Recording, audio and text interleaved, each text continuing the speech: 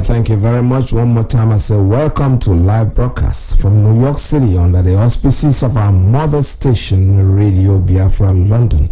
Our leader's name is Mazi Nnamdi Kanu, and we are broadcasting live from New York City.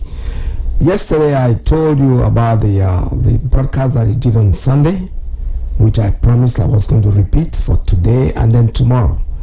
I am going to bring that program to you right now as we speak. And after that, whatever time is left, we have our regular conversation.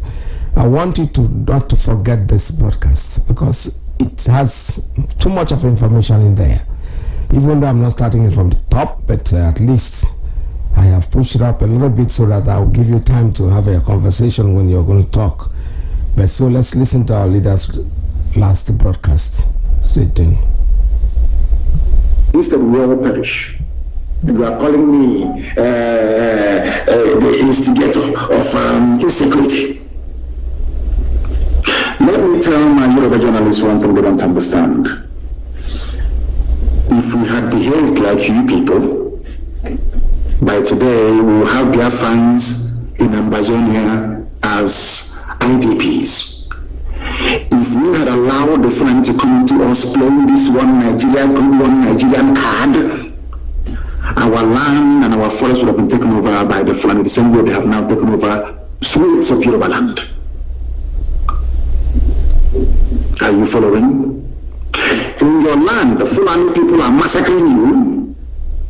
In our land, we have defeated their foot soldiers. They have brought in, gave them army uniform, official army uniform, to come to kill in our land. That's what we're facing now. Because the Fulanis think they're clever, but they're not. One day we'll get one terrorist with uniform and show the whole world what they have been doing. Fulani terrorists are everywhere, you must understand. There are the military and the police. Nigeria has no military, it has no police. What you have are terrorists, Fulani terrorists in uniform, that's what you have. No Fulani leader, I have never come across any Fulani leader condemn me, never, ever. But what about the East must speak up. Silence is no longer golden. Speak up now, speak up now. Have you ever spoken up against Mietiala? Have you spoken in the past against them? Against your friends in Boko Haram and ISIS in West Africa that are considered even more deadly than Boko Haram? No, you have not. But you want Eastern leaders to rise up and speak against those that drove away your terrorists from our forests. Does that make any sense to you? Of course not. No Fulani leader has ever condemned what their people are doing. The same people are today threatening us. Fulani massacre, genocide, activities of ESN is the reason why we are coming. You are angry because we defeated your foot soldiers in the forest. We drove you terrorists away from our land. That is why you're upset. Once in a while, you give them uniform, army uniform to come and kill people. That's all you do. Any day we respond now, we capture them or we kill them, you run to Twitter. Can you see they are killing Nigerian soldiers and the police, our security architecture? But you cannot speak the truth by telling the whole world that these same people were once terrorists or are still all terrorists even till now. Do you understand what I'm saying? Do you see why we are agitating for Biafra? Why we don't believe in Nigeria? Why Nigeria will be destroyed beyond repair? Because Nigeria is a criminal enclave. It's not a nation, it's not a country. It's a place full of black people who cannot reason properly. It's as simple as that. Because if you can reason properly, please, you can see the handwriting on the wall. Who are the terrorists in Nigeria? Who brought insecurity into Nigeria? It's not the Fulani. Without Fulani people raping and killing in our land, also one in case you have forgotten, Nimbo in case you have forgotten, in Cross River, in rivers everywhere, they were killing, pillaging, raping and looting. Have you all forgotten why ESN came? You have all cleverly forgotten. Black people, this UG. And they are so-called political elites. Everybody wants to be politically correct. Everybody wants to be politically correct. Everybody wants to please Fulani because of 2023, because they control INEC, they control CBN, they control everything. Your political future. In fact, if they can put this on in power, what can they not do? All of you are there claiming this is our nation, Nigeria, without shit. You people, you disgust me. Supreme Court of Nigeria imposed a man on the people of Imo. A man that came forth during election.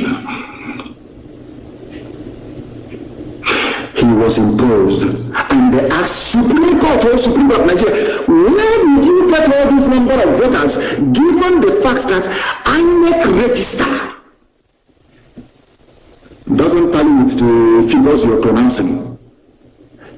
And by law, the same INEC they claimed they met a few days ago, we are not happy, our offices are being burnt, what is happening now is not good. The same INEC that you charged by law to conduct elections went to Supreme Court and said to the judges, the figures you are using, they are wrong. The judges said our decision is final. Purpose of them is the governor of Imo State. And you want people to accept that rubbish? You must be mad. You must be mad. What we are doing is to teach the next generation how to defend their lives. ESN was born out of the need for self-defense, and we have done a very marvelous job. That even Yetiala confessed. Anywhere you see people claiming that from these are terrorists that they brought in and get them uniform to go and kill. That's all. To go and kill. And I want Yoruba media to listen to me very attentively now, please. You see, there's a prayer I always pray, and I will say it in Igbo language, the oldest language in the world. Maybe that is why Britain hates us so much, because we are the oldest people on the face of this very earth, Igbo, ancient people. And that is the center of the world as well. I'm sure you know that by now. 0 longitude and 0 latitude. You know that the Greenwich Mean Time is 1 hour to the left. It's not the proper central time of the world. The proper central time of the world is where the 0 longitude line meets the 0 latitude line, which is in Biafran waters, for your information. So you know, we are the center of the world. That's why we have the HUR1. The very first place that the light of God had to shine on this very earth. Ghanaians, the Are Onakakamfo of Yoruba land on Sunday said, that's today, with the killing of over 50 people in the Iganga town, Ubaraba, Okugun area of our state, it is evident that war is imminent in the country. Please, if you can listen to me, who killed Yoruba people in Oyo? Are they bringing? You know, sometimes some intellectuals and affiliates they look for their own to blame. I want to ask them a question. The war commander, the Generalissimo of Yoruba land is Mazi Adams. Earlier today, he said that war is imminent in the country. A Yoruba man. Why is he saying it? Because 50 people were slaughtered in Oyo State, in Yoruba land. But a Yoruba journalist writing for Punch or writing for whoever is still talking about one Nigeria. Our country, Nigeria, this is our nation, let's move forward. But in his village, people are falling down like flies. Are you following? I want to ask the world now, who are the people responsible for the slaughter? Yesterday was 91, today is 50. You know, one Nigeria, isn't it? Let's move our country forward. We Nigerians, we have to attack Twitter. We Nigerians. Fulani is singing the mantra of one Nigeria, and you're joining them, facing the altar, singing one Nigeria from the back. They are slaughtering you from the back. They are slaughtering you from the back. The young woman is like, it's hate speech, it's incendiary, it's insightful. They brought over Google, you know. Nigeria brought Google. They put putting so much money in Google? You don't know that because of IPOB and NNAMDI Kanu. So much money in Google. If you go to Google now, the number one, if you Google NNAMDI Kanu, if you go to Google and you write in NNAMDI Kanu, the first thing you say, NNAMDI Kanu's tweet, you look for insightful statement. Up to 4 or 5. Every other thing I say, no. Mankind is evil, honestly speaking. I'm telling you the truth. Even Google was bought over. They bought over. That one loves money. They gave him money, Zuckerberg. And he took money and handed over Facebook to Lai Mohammed in the zoo. Anything you write. If they kill us to publish the pictures, no, they ban you. You talk about it and we ban you. That is why everybody must be on Twitter. I've told you that before. And the events of the past few days have justified my call for each and every one of you to go and open a Twitter account, to be on Twitter. Everybody must be on Twitter. That's why you do the damage to the zoo. That is why they are crying and complaining and lamenting every blessed day. And you hear about John. And we're not letting go. Forget all the nonsense, all the noise on the pages of newspapers and all that rubbish and on channels. As if it will matter to us. It doesn't matter to me. It doesn't matter to me what you write, what you say, what you gossip. It's irrelevant to me. You know that very well, don't you?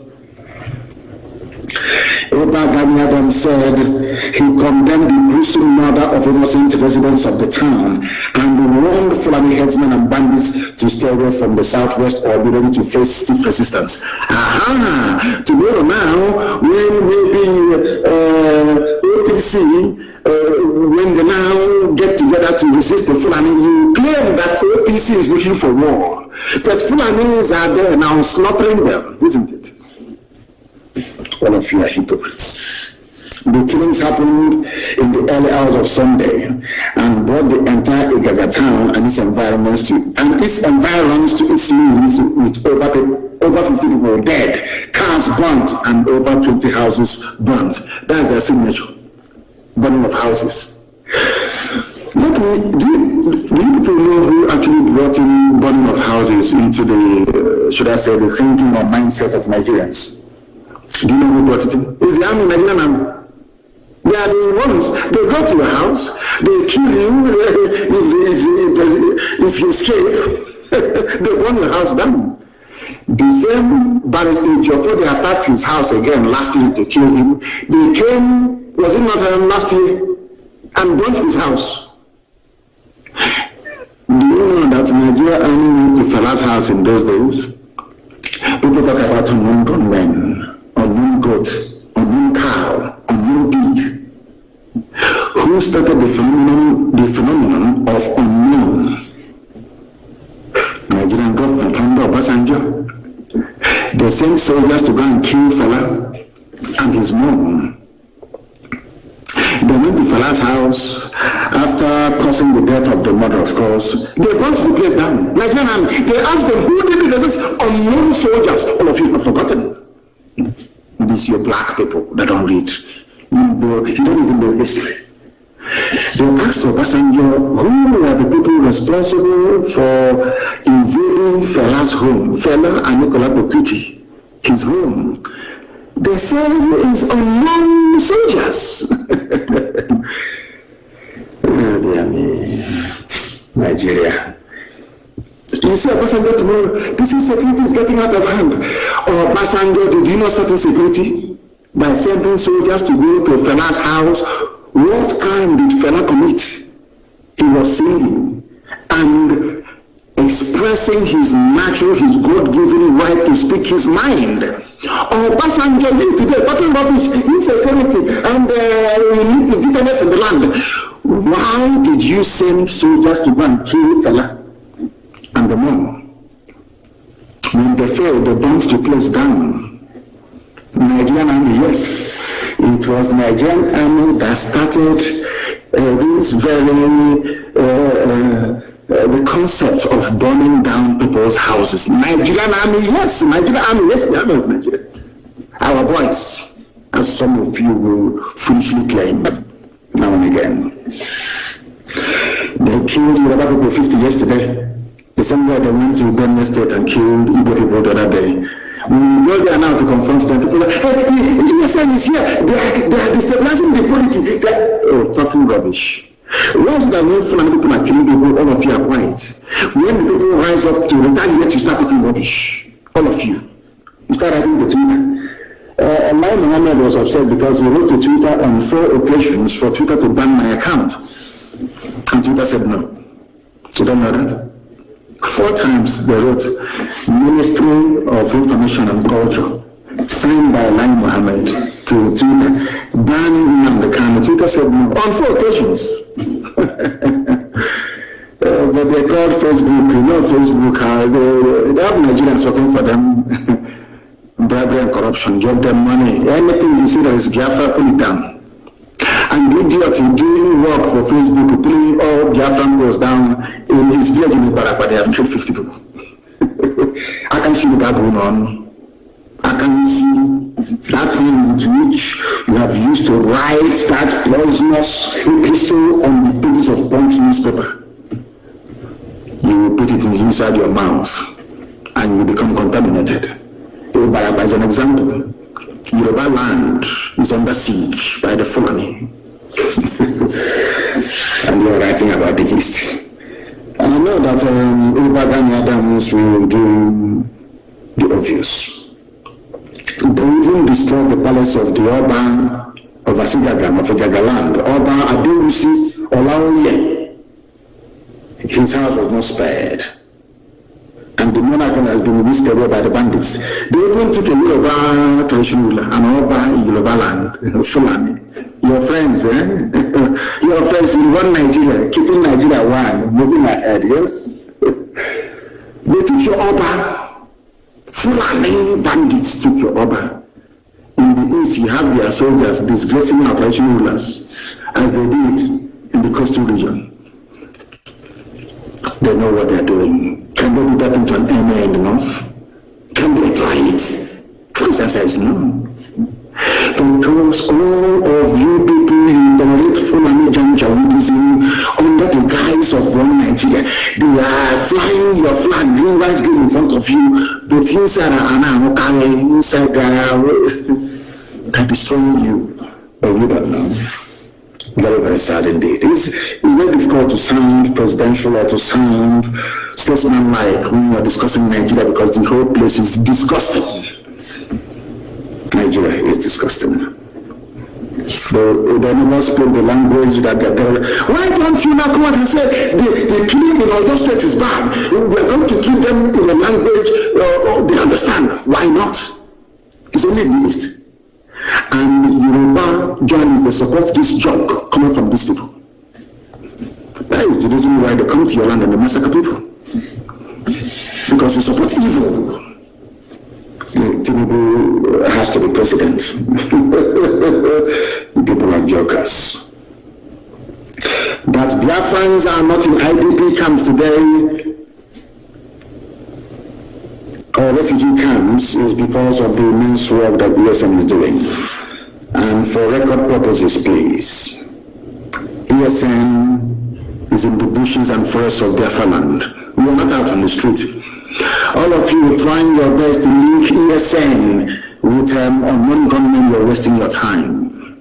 If you want to know how unknown gunmen were born, go and look at all the atrocities of the Nigerian Army and Police against young people in the East. You'll understand that. ESN is inside the bush, making it possible for you to sleep at night. ESN is not and will never be unknown gunmen.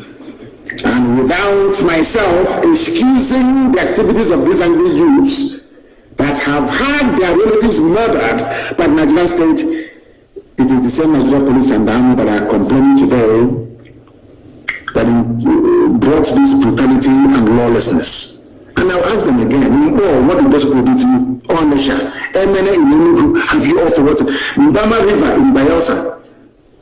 All the massacres you have carried out against young people in the East. What was their crime? What offense did they commit to warrant you to go to where they are praying and kill them? Nobody can answer that question. You think because you have money, You can bribe Reuters and bribe AFP and bribe Sky News and CNN and bribe Yoruba media and all that rubbish. You silence us, you are mad, you are insane, you cannot do it. There is something called the internet. Even if you ban us here, we go somewhere else. It doesn't matter, our message keep going. Our message will keep going. Nigeria will buy over every country in the world, and our message will still be passed down to the people that need it most. USN is not unknown gunmen and can never be. But we know how unknown gunmen started. Everywhere you kill people and you go scot-free. Today they have gone to Jaffa's house, they have shot dead a young man there today. When his relatives rise up tomorrow, pick up arms and start killing police, you start talking rubbish. You know you'll be talking jazz from the stupid, stinking Zoom out, you'll be talking rubbish. Nobody has condemned the killing of a young man in Barrister Jaffa's house last night around 2:30 a.m. In fact, this morning, have you written about him? Now, the family of that boy will be asking, what did he do wrong? Did he commit any crime? So his crime is that he's in Barrister Jaffa's house and you killed him. Tomorrow, when his brother or sister will pick up arms and start fighting the police, all of you, I don't know how to describe you demons, all of you demons will start talking your usual crap and rubbish. Zoo animals. They came to Jaffa's house and picked up people for no reason. Jaffa is a barrister, registered with zoo courts and all the rest of it, doing his work as an attorney. What crime did he commit? What was his crime? I'm asking you. You want to kill him because he's NNAMDI Kanu's attorney. These are the people you want to be in some country with. When they have an issue with you, they can kill your lawyer. Look at Barrister Okafor, that exposed the abduction, that exposed the genocide that took place in April. They threw a hand grenade into the mother's car and blew the woman up. Okafor went to go and bury the mother. They came there and they shot him as well. Luckily, he managed to escape with a bullet wound on his foot. His right leg. Are you aware of it? Tomorrow they say, our police are being attacked. Our army are being attacked. All that rubbish. When your army is busy attacking innocent people, all of you demonic animals in the zoo called Nigeria, you call... see that come on, my brother.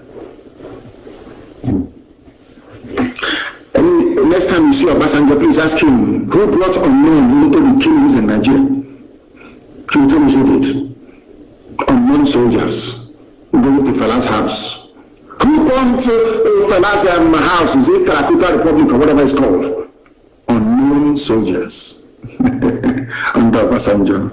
That's Nigeria for you. They started insecurity. Fulani, this very regime of nepotism, this regime of backwardness, this feudal regime of mediocrity, they are the ones that started insecurity in Nigeria. Wicked souls. Wicked souls. Every time they deny.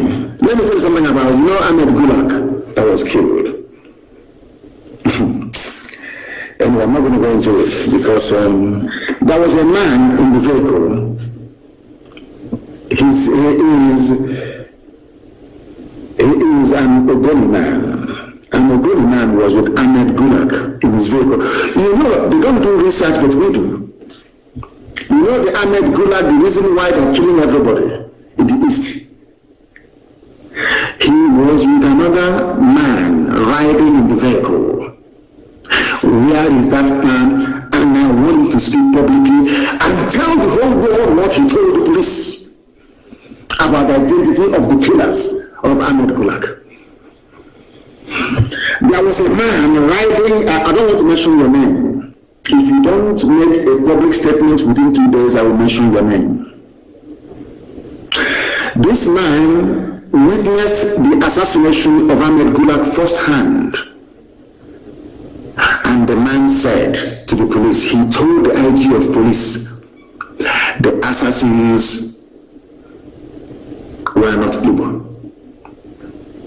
I want somebody to ask the police commissioner of Imo State to also ask the IG of police of Nigeria, did they get a first-hand account of what happened from a man that was riding in the same vehicle with Ahmed Gulag? Yes or no? It's a simple question. You know, Zoo journalists, they are very lazy.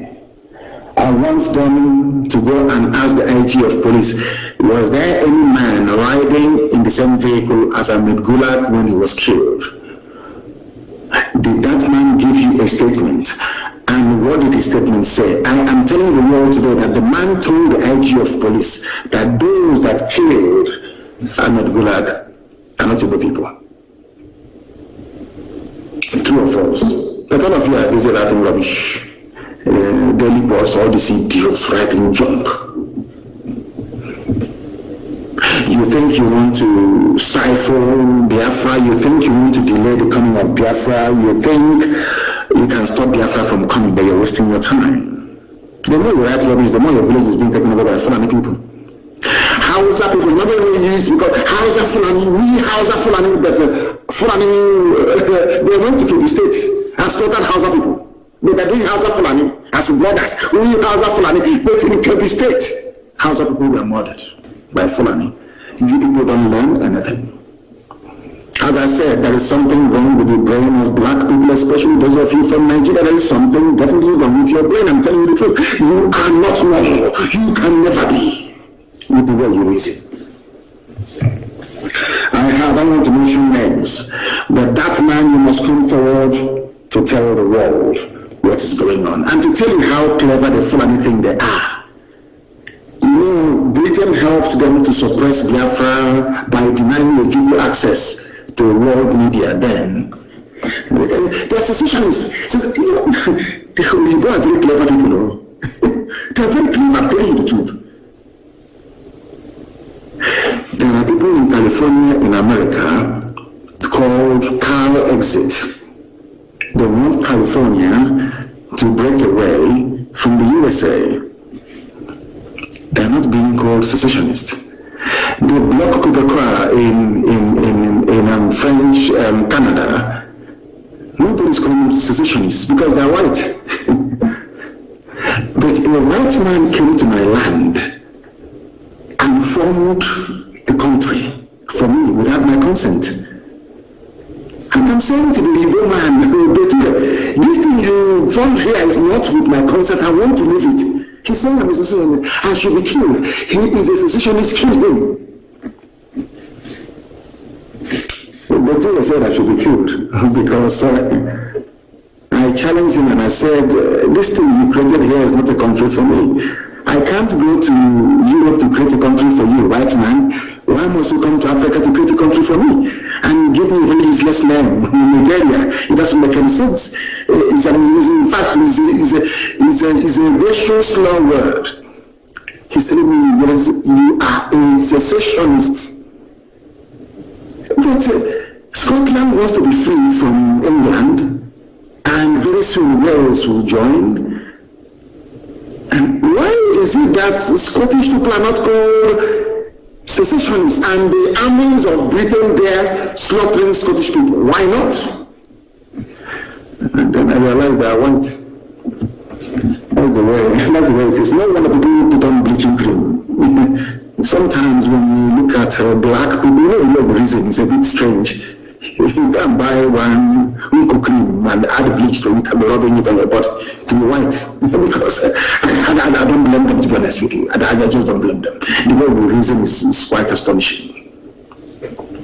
Nobody can ask them, Punch newspaper that hardened the Yoruba Fulani Janjaweed paper can never ask anybody, how come Nicola Sturgeon is not a secessionist? She's not being called a separatist. Why not? After all, IPOB is a peaceful movement. And all we asked for was for a referendum. The same thing that Nicola Sturgeon is asking for. But Nicola Sturgeon, a white woman, is I don't know, a Scottish nationalist. Nnamdi Kanu is not a Biafran nationalist, but a secessionist. Because I was created by a white man. And who are you, black nigger, to say no to what a white man created? Who are you? That's the stage we are in right now. I like Michael Jackson now. I love his music. He was the greatest entertainer in the history of man. The best dancer ever. When Michael Jackson was bleaching his cream and straightening his nose, I didn't blame him. I never did. How can I blame him? With what is black misogyny? How can you stay in a country where people claim they are learning, that they went to school? They brought in somebody who did Sharia, Alekali in a local Sharia court, and made him the Chief Justice of the Federation. And all of you are there. If I have a knife, I'll cut off, if it's possible, I'll just cut off my own skin completely. Cut it off. Black people, they make me sick because of the way we reason. We do not reason like human beings. I'm telling you the truth. And that is why I am upset. I am as upset as I am. Do you know that the same Punch newspaper, Punch, can I be mentioning their name? You hear what will happen to them. Punch newspaper. Go and ask him. If I lay a curse on you, you're finished. Do you know that Punch newspaper published what a terrorist, the fourth most deadliest terrorist group in the world said? Secessionists, not headers, responsible for security crisis. A terrorist saying that people who are civil, they don't even want to say that we are a group of people seeking self-determination. No, it's not for you. You're black. A white man created Nigeria. A white woman named it, gave it the name that is bearing today. Who are you, a black nigger, to go and change it? Who are you? You are black, you're a nigger. So that is why you're a secessionist. Not somebody who is agitating for self-determination. Unbelievable. Yet Yana said that people asking for freedom are responsible for security crisis, not them. But they are in Benue State slaughtering people. The same people, Yana said that Benue is theirs by right of conquest. No DSS invited them. But today, DSS invited Father Mbaka. And some of our people are clapping. You know, the foolishness, I don't know what is wrong with some people, you know. Mbaka is a cleric. Gumi is a cleric. I'm not calling him Sheikh because he's not Arab, so I can call him a Sheikh. Gumi is a cleric. Quran, a scholar of the Quran. Gumi can go and sit down with murderers and killers and rapists and discuss with them. Nothing will happen to him. Father Mbaka only criticized the government and they invited him. And that is the type of country that you want me to be in with you people. You must be joking. You must be joking. Our land is under siege because we are in a state of war, undeclared war. And in the coming days and weeks, a state of emergency will be declared in our land because, and I want our people to understand this very, very clearly.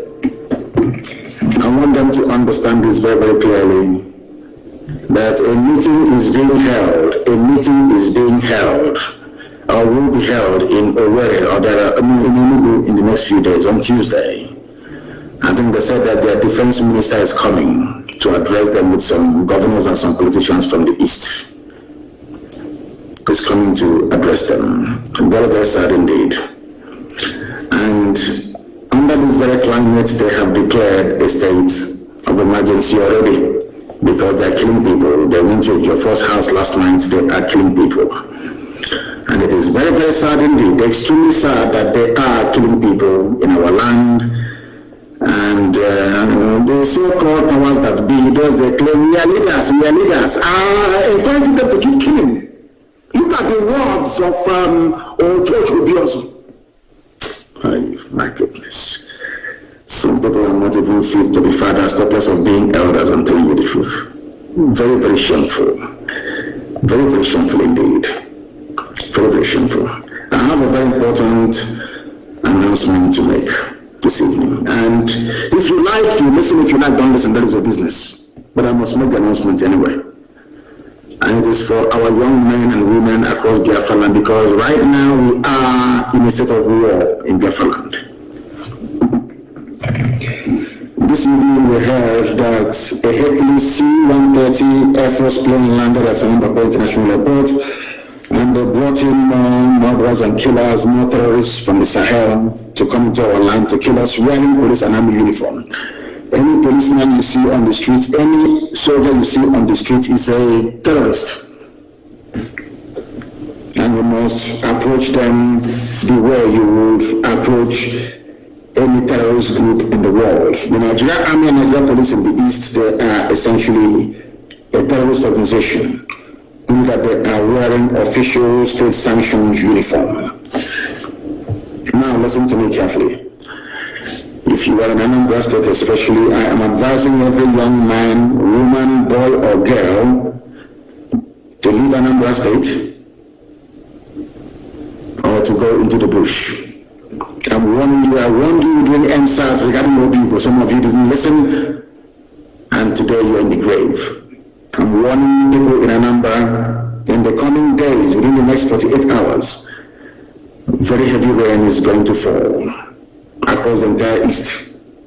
If you're a young person, prepare right now to either go to the bush to join your fellow men or to leave Anambra state completely, because what these people do is that they set up their roadblocks or their checkpoints. Any young person they see, they kill, they abduct you and they kill you. Then they know why they're doing something. Every checkpoint, they stop every vehicle. If you're a young man or young girl with a tattoo on your body, you are dead.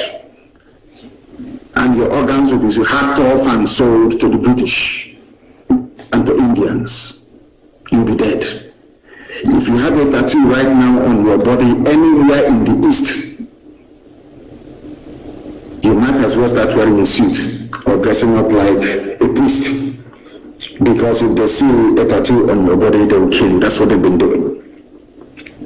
Some of you are also aware of the dead bodies in the mortuaries all across our land. You are aware of it, don't you? Those are the dead bodies of young men and women across our land. In the coming days, the terrorist army of the zoo and the police will intensify the second phase of their ongoing genocide in Biafra land. Abductions, summary executions, kidnappings, and rape by these former terrorists are on the rise, and do not say I did not warn you. If you're in Anambra, you must leave as a young man or as a woman. Go to a neighboring state if you have to. Things are about to happen in Anambra state. Don't say I did not warn you. All able-bodied men must enter the bush, no more sleeping at night. Some of you are still sleeping in your homes. And I want young men in every village to form a defense force in that very village. Any vehicle in the middle of the night coming to that very village, you disable it. There are many ways to do it.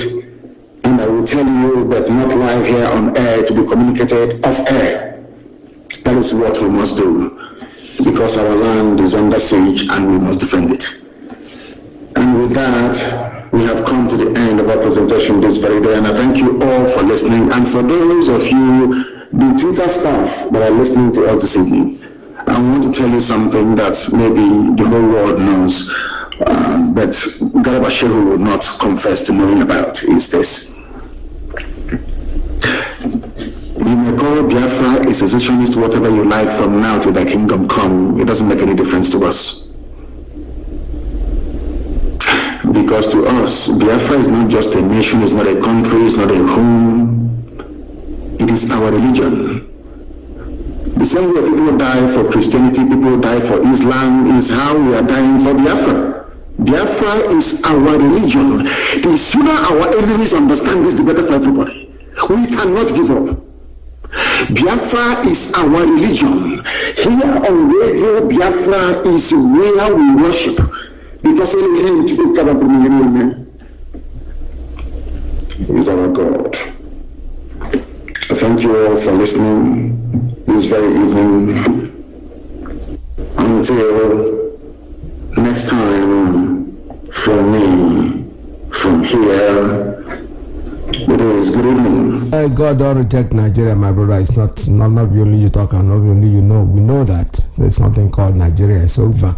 God don't reject them completely. Our leader have just broadcasted, and that information that is given out, if you want to hear, make you hear. You don't want to hear, you don't want to heal to it, that's your problem. But you have been warned. As naga palakwadi limangwaro. If you say they are naga karakari, then you are what you are. This is Radio Biafra. Yesterday I ran into Maigo Political.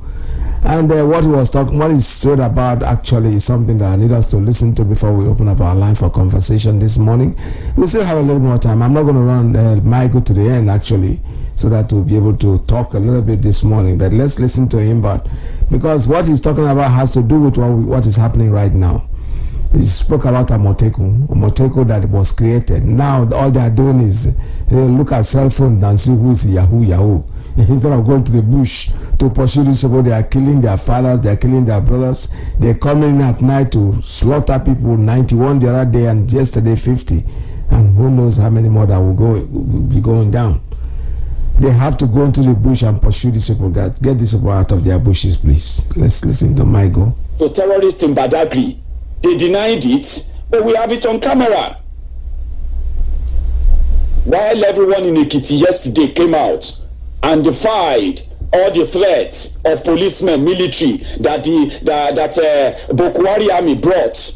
They sent their policemen to Ekiti yesterday, Ado Ekiti, to intimidate the people. But you saw the crowd. Which police will attack that crowd and go out of that place alive? How many can their bullet fall down in that gathering? They dare not shoot a gun. That was why everywhere there is Oduduwa Republic awareness rally, it is always peaceful. The only people who bring about killings, violence, are those who are trying to stop the people from seeing the light. I'm calling on you now to make it public. I want us to publicly now bring together. I told you, somebody said, why didn't I mention the particular security outfit in Yoruba land? I don't know all of them. I only mention those I know. All of you who know them, I am asking you, harmonize them. Bring all of them together. Publicly, show them to us. Harm them, protect them, give them good guns. Get them a bulletproof vest. Fortified bulletproof vest. Let them have all this bulletproof air protection. Train them. Well, they already have the the capacity anyway. They already have the training.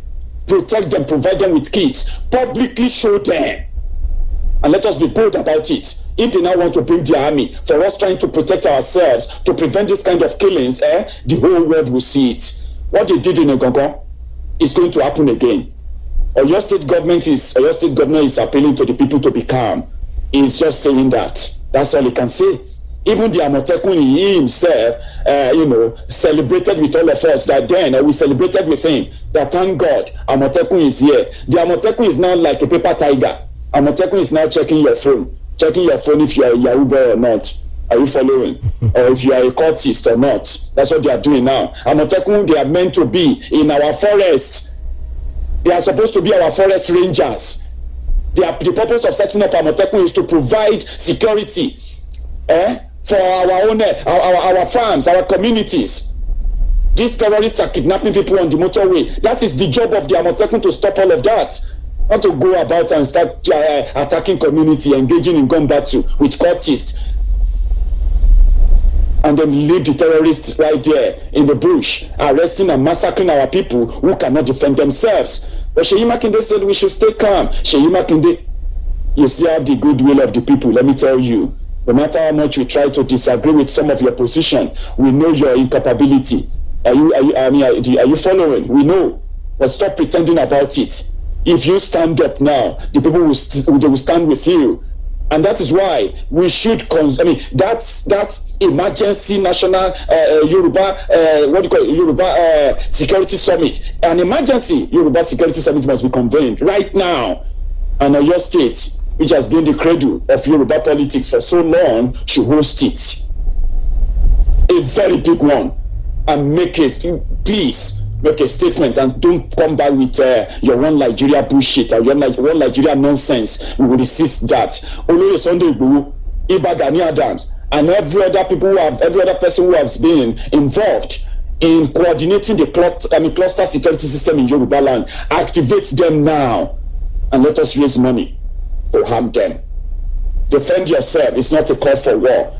They brought death to us. And they are telling us to either accept it, or die.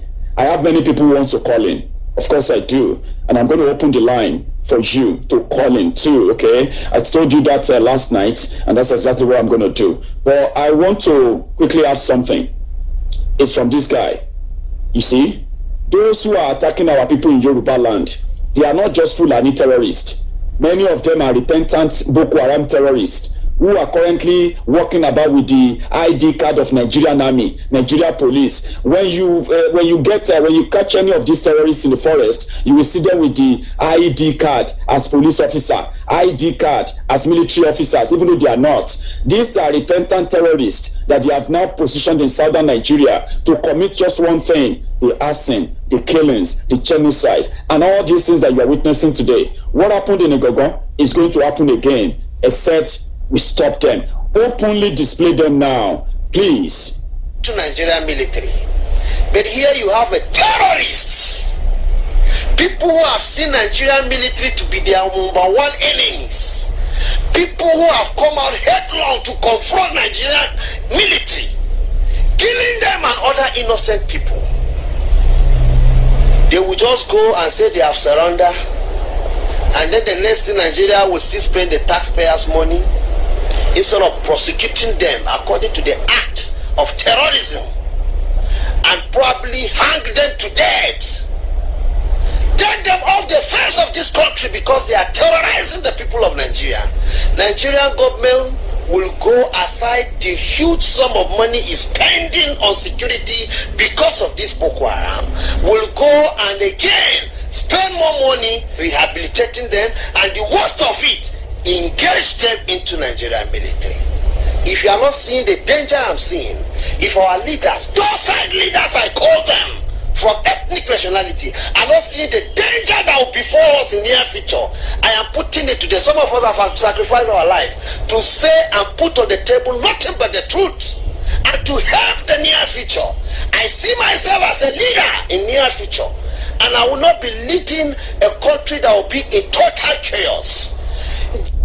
You will be leading Nigeristan, okay? And if you still have that, that's if you love Nigerian name so much, you won't be leading anywhere in Yoruba land. Let that be on record too, please. Hello.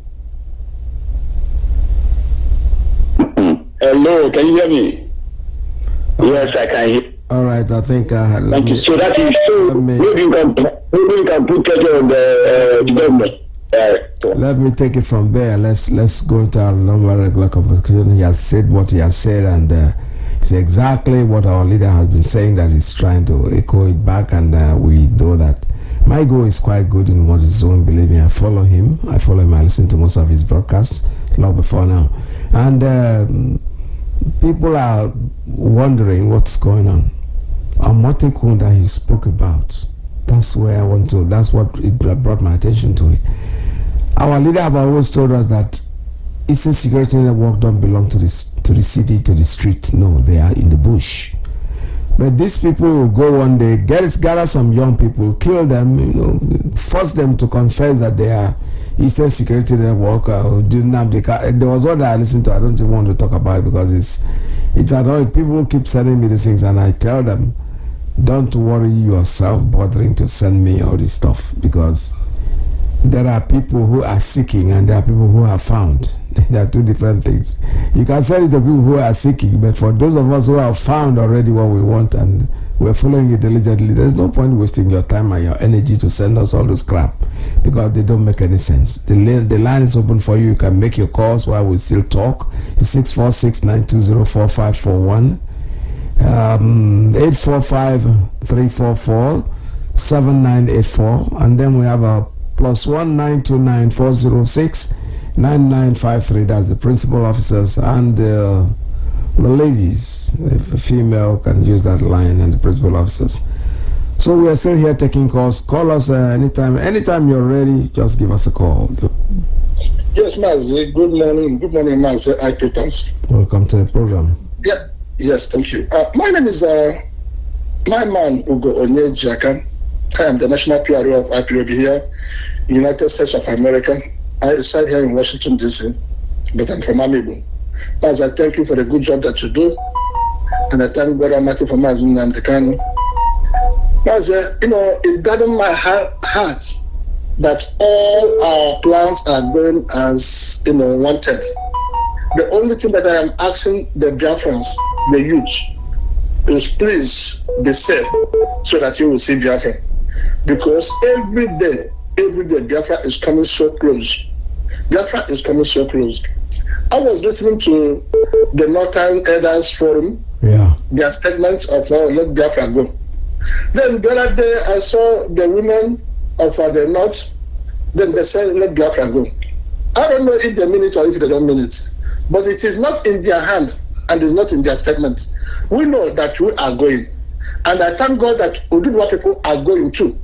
So we have to continue putting that pressure, because there is nothing good that will come out of Nigeria.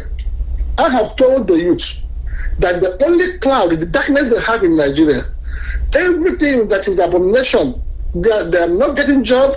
Everything that has happened, that is bad, that has happened to them is Nigeria. As far as you are in this Nigeria, only God knows you're not going to see anything good. Your children are not going to see anything good.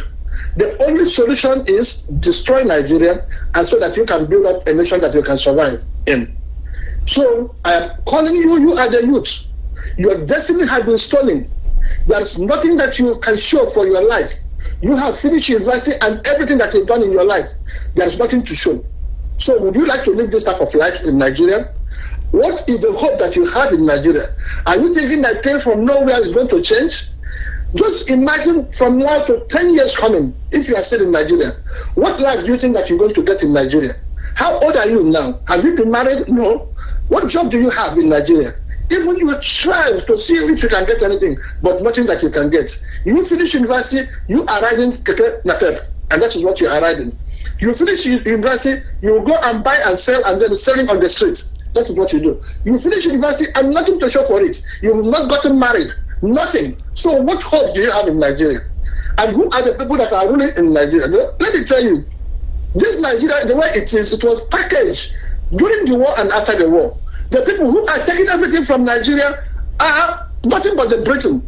They are still paying the money they borrow from Britain and the whole world to fight the war of Biafra. And this is the reason why they are getting all this fuel for free. That's the reason why the oil does not have a meter to know how much oil that is getting out of your land. Because all this Exxon, Mobil, Shell, all of them are getting oil for free because of their involvement in the killing of Biafra. So how long, how do you know? That is how many years they signed that agreement. No one know about it. Olusegun Obasanjo know about it, but they will not tell you. Until you finish that is the one you will be thinking about creating a nation. So this is the reason why I am telling you that you don't have any life in Nigeria. And for the Biafrans, I am telling you, stand your ground. And if you are a Biafran, even if you are a Oduduwa, even if you are from the Middle Belt, and you are here abroad, and you know that you are enjoying yourself because of the civil rights that people fought for in America, you are able to get a job and live comfortable. And then you see what is going on in Nigeria, and then you are not thinking about your fellows that you left in Nigeria, you're not thinking about your mother, you're not thinking about your father, and because you are having a good time here. It's high time that you have to turn around So if you are an IPOB, if you are, from that instant security or instant part, I want you now just to change your mind, contribute, see how you're going to donate money so that we can just get ourselves together and get out of this, Nigeria. If you want to donate any money, I am urging you to go to our website. And that website is very simple. www.ipobinusa.org/donate. www.ipobinusa.org/donate. It's very simple. No matter how little money you can bring, please, as you are doing this, God will bless you. Thank you, Mazi. Thank you very much. All right, this is Radio Biafra USA 2. I have something here. Somebody just sent me an article, but I don't think I want to read it because I don't like it when people write things and send to me. You're right. I'm not sure you're saying Obasanjo said something, but there's something here to show that he's the one that said it. So that's why we are very careful when we read articles like that. I know it sounds like what he might say, but that's not enough, because the person is quoting that it's an interview with BBC, and BBC has a video station, have a radio, a TV station. So if he's going to say something there, at least there has to be a clip, something that will show us that he was there and BBC and that this is what he's saying. Even if you did not quote everything that he said, at least show us when he was there. So I'm not going to, the fellow that sent it to me, I know he knows himself, and I'm not going to bother myself trying to read that article. I have a call on straight line. Good morning. Tell us your name and where you're calling from. Good morning, Mazi Nnamdi. Welcome to the program. Thank you, Mazi. My name still remains Children Upright Idokwe. I am calling from Cape Island. Yes. And I am from Imo State, especially Biafra land. Mazi, I thank the people of Kikabiama for this platform. I said it before, because in this platform our eyes have been opened and we have learned a lot from this platform by our every leader, Mazi Nnamdi Kanu. Yes. The people of Kikabiama continue to bless and protect him. My grievances, my annoyance this morning is based on what is happening in our land. Yes. Yesterday I saw somebody was saying that because when I heard the message of our leader, his last broadcast on Sunday that you replayed this morning. Yes. He was talking about what is about to happen in Anambra State. And yesterday also I heard somebody making mention of that, exactly what our leader said, that now the armies on their roadblocks will stop vehicles on the road, and anyone that is a young Biafra, they will stop you and they will kill. That is to say that their plan is already happening. They have started their execution already. Now, Mazi, the greater problem we have in our land, in our Biafra land, is all these our evil politicians. The evil politicians and the governors that we have, that we voted ourselves, the indigenous of each state in Biafra land voted in. And when they come in, they now turn against the people. I'm advising every youth, just as our leader has said, concerning the number, said those who can flee from the state or those who go into the bush, yes, that's quite good. It's very good. But I'm advising our youth in every state in Biafra land, let's begin to attack these people. Our governors, let's begin to attack them. Anywhere we see them, let's sacrifice and take them out. Let's take them out. Let's take out the bad eggs out of our lands. Because there is no how these people will come into our land to be assassinating us. Cold-blooded assassination, killing us one after another, and we are not doing anything. And they don't come by their own. It is someone that invites them. It is our leaders. It is our governors, our politicians. They are the ones that are inviting them to come and kill us. Yes. And then when they finish killing us, who will now stay in the land? So let all our youths come out. everyone, without minding what will happen, let's face these people. How many are there? How many are there? Let's begin to take them out from the head, from our governors, our evil politicians. Let's begin to attack them. Anywhere we see them, let's attack them. Enough is enough. Enough is enough. These people have been killing us from ages, and we can't fold our hands. Yes, our leader has been doing a great and excellent job for us. Yes. And God, Tupu is behind him. That is why he's still alive today. But we, the youth, also, the youth that are on the ground, we're supposed to come out and do something. We should stop thinking, no, I don't want to, if I do this now, this will happen, or whatever that will happen, there's nothing that will happen that is not happening already. Yep. Let's look at what is happening in every state in Biafra land. Mazi, my advice this morning is for every youth in Biafra land, let's come out, let's begin to attack these people.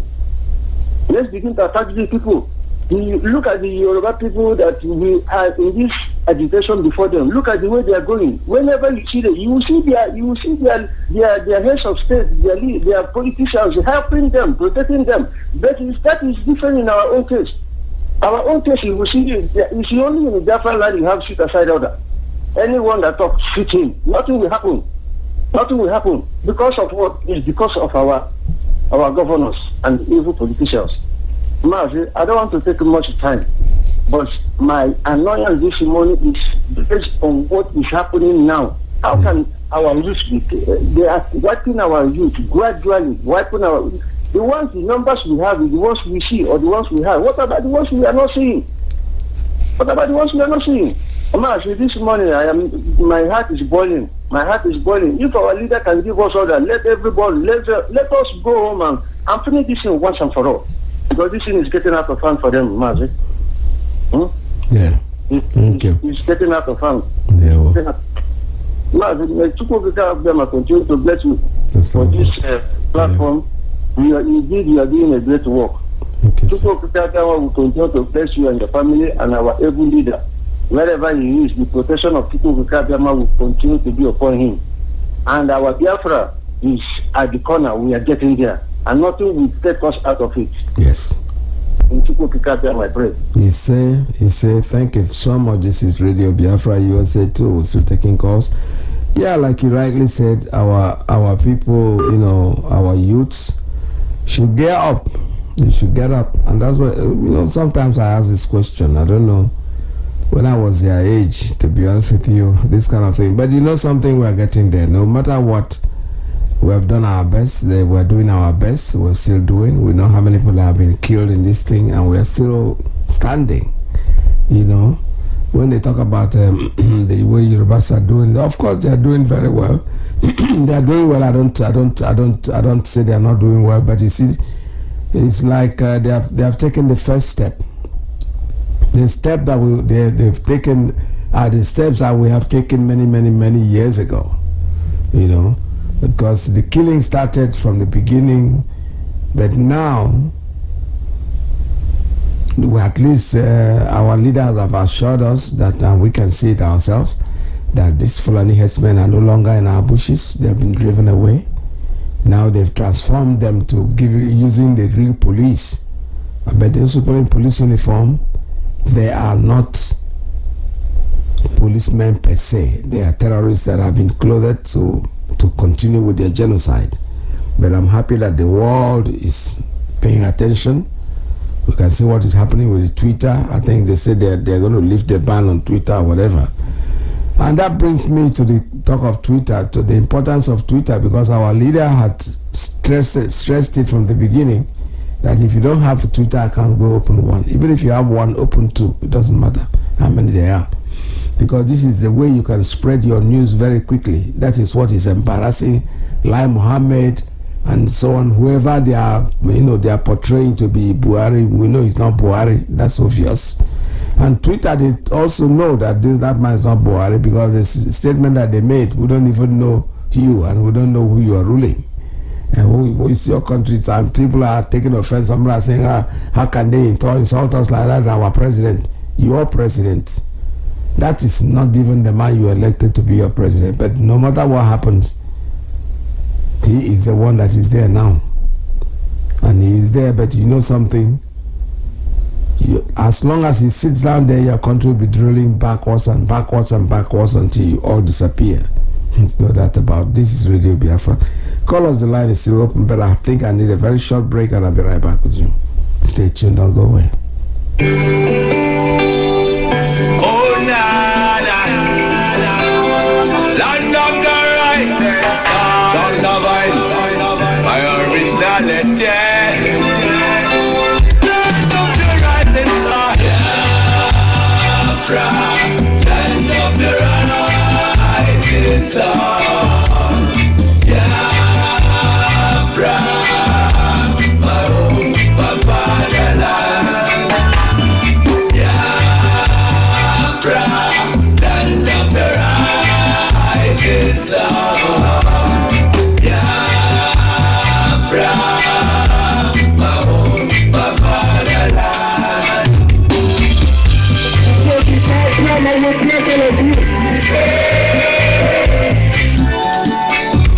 We are children of the Most High, called by the name of God, the Creator.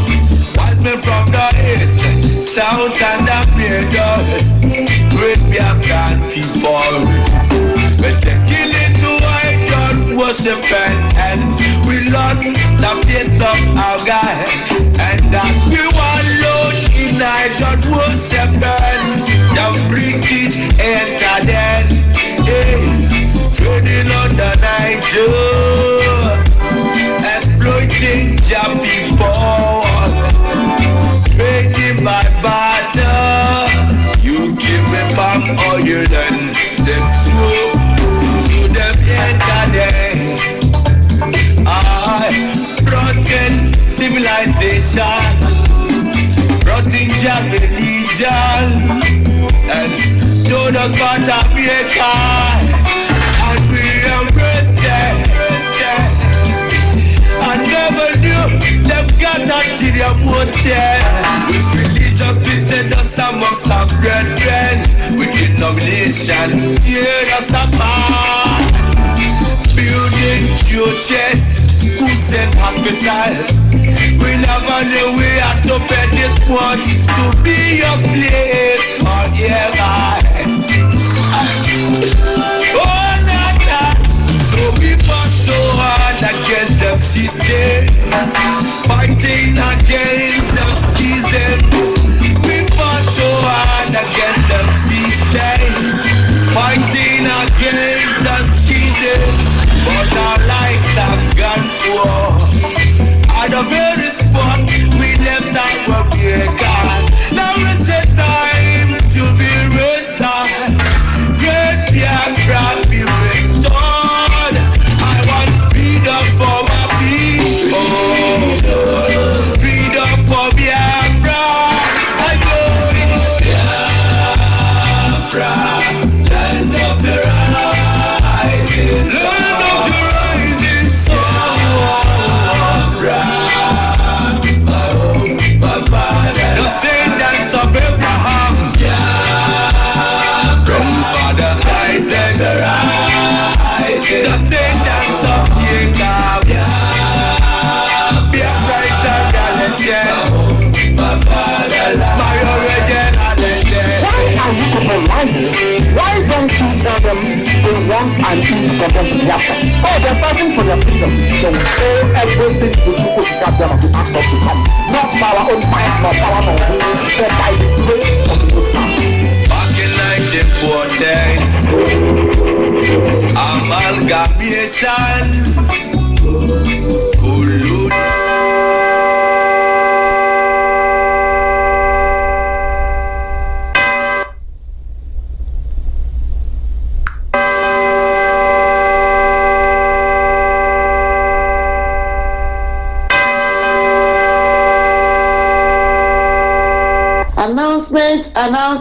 Announcement. The IPOB women in USA, Biafrans, friends of Biafra, and lovers of freedom are rolling out a national protest to Washington, D.C. in United States of America on the 17th and 18th day of June 2021. To bring awareness of the USA government and lawmakers, the following atrocities being meted out to the Biafrans at home by Nigerian government. The raping and continuous killing of Biafrans by the Nigerian security forces, continuous abduction of Biafran youths for organ harvesting and sale to China and Europe. For more info, contact the following: Mrs. Bridget Okafor, IPOB Women Leader USA, 215-715-7709. Father Augustine Odemegwa, 917-306-9786. Mrs. Christiana Chiazoduro, 443-983-7493.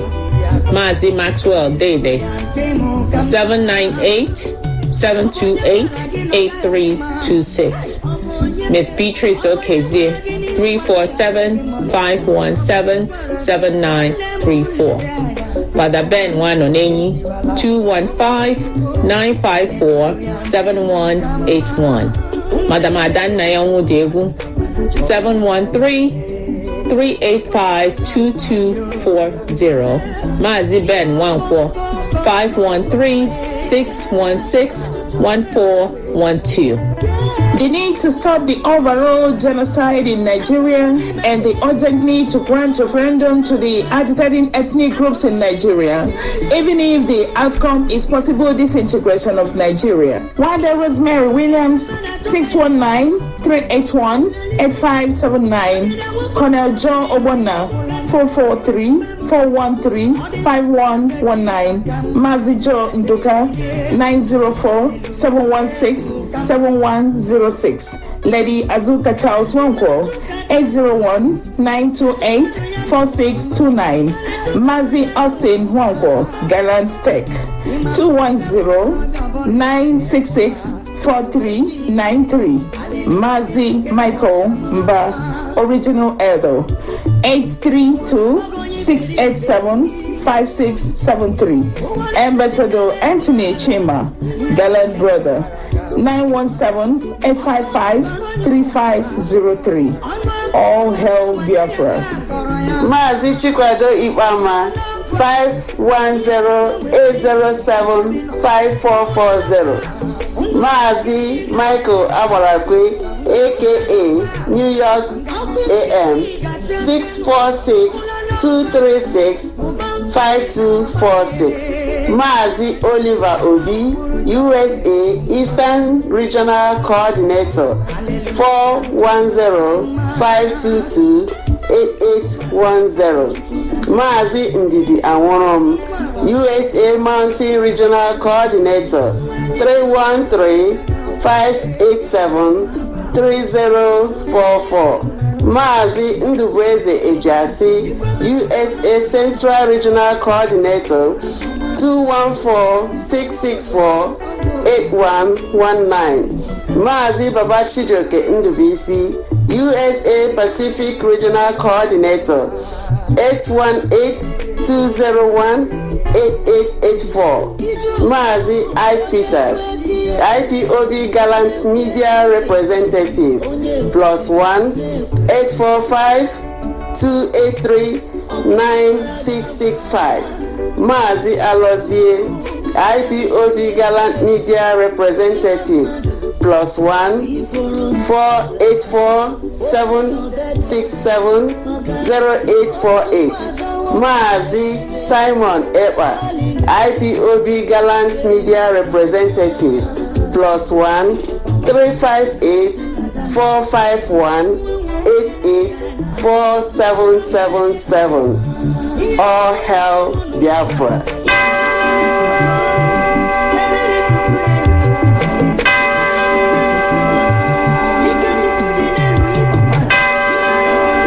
All right, welcome to another live broadcast here. This is New York City. All right, we were talking about, somebody said something about the Arewa, the meeting that they held All right, let me see. Let me hold my thought. I'll take this call that is coming in. Caller, good morning. Tell us your name and where you're calling from. Call us on Principal Officer's line. Tell us your name. Good morning, sir. Mazi. My name is James. I'm calling from Italy. I come from Mazi Nnamdi Kanu. Edo State is part of Biafra Mazi. Sir. Yeah, well, welcome to the program. Yes, sir. Mazi, I will just go straight to the point. What is in my mind? Because Mazi, I would not tell you like that. Mazi, I sleep. I not sleep. I not sleep. Mazi, sometimes I will think of our people. Especially all we Biafrans who do the work, the middle belt, those of us who are living in the diaspora. What we are doing, this our protest that is coming up, please, I will let us, won't turn this protest into something that will shake the whole world, Mazi, because Biafrans are all over the world, Mazi. We need to shake the whole world, Mazi, because God has given us some truth. It has scattered all the embassies. I think instead of we're going to other places like Washington, like our great mothers, what they have planned. But I think that we should all turn those things to the embassy. Let's destroy the embassy, Mazi. We should destroy embassy. We draw the attention of the whole world. Since the whole world don't want to say anything, they come to our land, they kill us. They go to this one and they kill them. They go to middle bed, they kill them. But nobody says. I think we here in diaspora, everybody, because the efforts are all over the whole world. And I believe that the two embassies, they are all over the world. I think it's high time that each country in Europe, in America, everybody take care of their embassy. Those in America, take care of an American embassy. Those in Britain, take care of them. Those in Italy, take care of them. Those in Germany, take care of the embassy. We should destroy the embassy. I think without not doing so, these people, they are not going to listen to us. We cannot just come out and say they are killing us. No, they have been killing us and they are still killing us. I think it's high time we destroy the embassies. We destroy these two embassies so that the world will hear us. Now, this is the opportunity, this process that is coming, so we should turn into something that if we affect Nigerians, yes, it will shake the whole world. Now, that's what's in my mind. I have to say. Thank you, sir. Thank you very much. All right, thank you so much. I understand. I know the frustration. I feel it. Everybody does. Not just you. But something. We are almost there. We're almost at the end of our journey. This journey has it might look convoluting, but I tell you, my brother, we have gone way beyond them, and that's why they are confused. They don't know what to do with us anymore. They don't know what to do. They are like when somebody is drowning, could clutch a serpent because he wants to be free, because he wants to get away from the situation, golfing for air. That's what they are doing right now. That's what Lai Mohammed and they are so-called, because when they say Buhari is no more. We know he's dead. Obviously, everybody knows that. A lot of people believe it, and it's not just a myth anymore. It is that he is dead. He is not here with us and can never be with us. So what we are going to do, what we are doing is just to follow instruction. Whatever you're told to do, just do it quietly. And the result will eventually show up. There's no doubt about it. In my mind, we are way past. We are not under that level of throwing sand or anything. No. This time, our land is in our hands already. It's just a question of declaring it, and it's going to happen. This is Radio Biafra. Let's I still have a few more calls to take. At 646-920-4541. 845-344-7984 plus 1-929-406-9953. You can also call on private line 845-283-9665. Call. The line is still open for you. A signal. Tell us your name and where you're calling from. Good morning from here. Good morning, Dr. Akira. This is Mazi Nnamdi from Boston. Welcome to the program. My brother, just like the last caller said, my heart is full of rage and anger with regards to what is going on in that zoo country, and the nonchalant attitude that people are in diaspora. Sometimes, you want to feel like you don't want to really, you just want to just sit to yourself. You don't want to do anything. But you have to keep moving on. Yeah.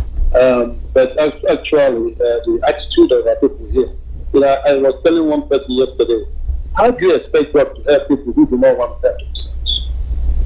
You know, they said heaven helps those that help themselves. Of course. And you see this people over here, grown up, educated, so-called educated people. Your country is on fire. We are not doing anything. Come on to make a phone call, few minutes, call the State Department, call your representatives of your constituencies, complain to them, talk to them. If they receive several calls from the number of people who have over here, they will say, wait a minute, what is actually going on there? Yeah. You don't expect anybody to solve the problem for you. Okay? If you are hungry and you keep quiet, until you open your mouth and ask for food, nobody's going to give you food. Everybody will think you're okay. And at the same time, they are watching us to see how we react to the events back home. And what they are seeing is the people that do not care. They don't care about young people. So selfish. So how do you expect them to look at you and call you a human being? And when they call you a baboon or monkey, you fight over it. You should end it, you try to say, yes, I'm a baboon, I'm a monkey, because you behave like one of them. How in the world did you tell somebody your country is on fire? I was just watching the type of nonsense deliberation that happened in the House about the so-called constitution. And no, it never occurred to anybody to say, what about the constitutional conference that Jonathan conducted that cost us so much money? Every part of that country contributed to that. Yes. It took almost like 2 weeks. They sat down, they exchanged ideas. You have all kinds of intellectuals there, people from all walks of life, in any part of learning you can mention. They participated, and they came up with a very good solution to how to restructure the country. Nobody, they are not talking about that, and you see them just buying time, wasting time, looking towards 2023. Yeah. Last time I had our leader said it, that election can only be conducted on the basis of the announcement of the result right there at the ground of the. But I'm saying that if they fail to do something, there shouldn't even be any election in that country. Come 2023. Because we cannot continue to live like this. A constitution that does not in any way represent us.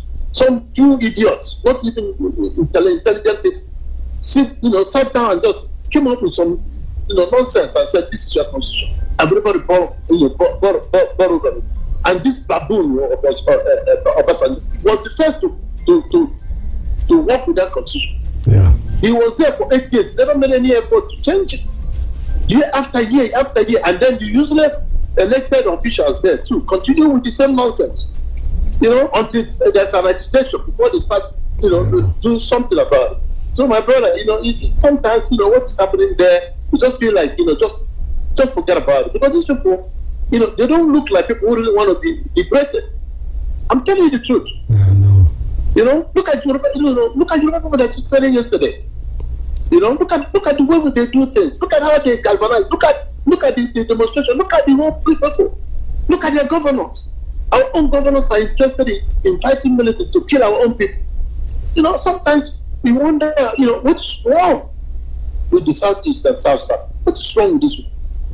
You're fighting over your resources, fighting over who's going to control your resources. But you see people who are already taking advantage of your resources, stealing everything you have, and you're worried about somebody who never mess with your resources, what it's going to do in the future. But what about the person who is right now enjoying it and enslaving you? You're not doing anything about it. Yeah. It's just, my brother, it's just very disappointing. Yeah. I'm telling you. So thank you very much. Thank you so much. Okay, thank you so much for your call. Let's see, I have another one coming in. Let me take this one first. Caller on straight line. Good morning. Tell us your name and where you're calling from. Good afternoon to you, sir. Dr. Welcome to the program. Thank you so much. Greetings to you, fellow Biafran, friends of reference and lovers of freedom. The blessing of our Heavenly Father, people at Biafra, will continue to be with us and keep us moving forward. My name is Hugo, and I am calling from my location. Mazi, see, we need to continue to recognize the truth and call a spade a spade. The reason why I'm saying this is because it is very bad and evil when somebody see evil things going on, you keep quiet. And when you open up your mouth, these people that claim to own the zoo called Nigeria will come against them, the person. And some people in our own land are condoling this evil, supporting the zoo and their evil partners. Imagine the activities of Fulani herdsmen killing innocent people in our land and other part of the zoo called Nigeria. Their own people continue to protect them, and for one day they have never said enough because it is all their plans. Yeah. But because just as you declared you played, for a long time Mbaka is supporting these people just because he realized the truth and said, that thing I say, because we are human. Yeah. Enough is enough of the killings of innocent people in our land. It's too much. That is the reason why Bishop Onaga, that is keeping quiet for a long time, seeing the killings of innocent people, they are ganging up against him. Say that they must make sure that he no longer control adoration. I want to ask our people a question. The killings of innocent people in our land, you that is supporting this evil, do you like it? How many times have you come out to say this zoo government stop killing innocent people, that the blood of innocent people are being split and poured away in daily basis? So why are you coming against somebody that is supporting you for a long time just because you realize the truth and said, well, I am no longer interested, that God would be angry with me if I kept quiet? Yeah. You see this generation.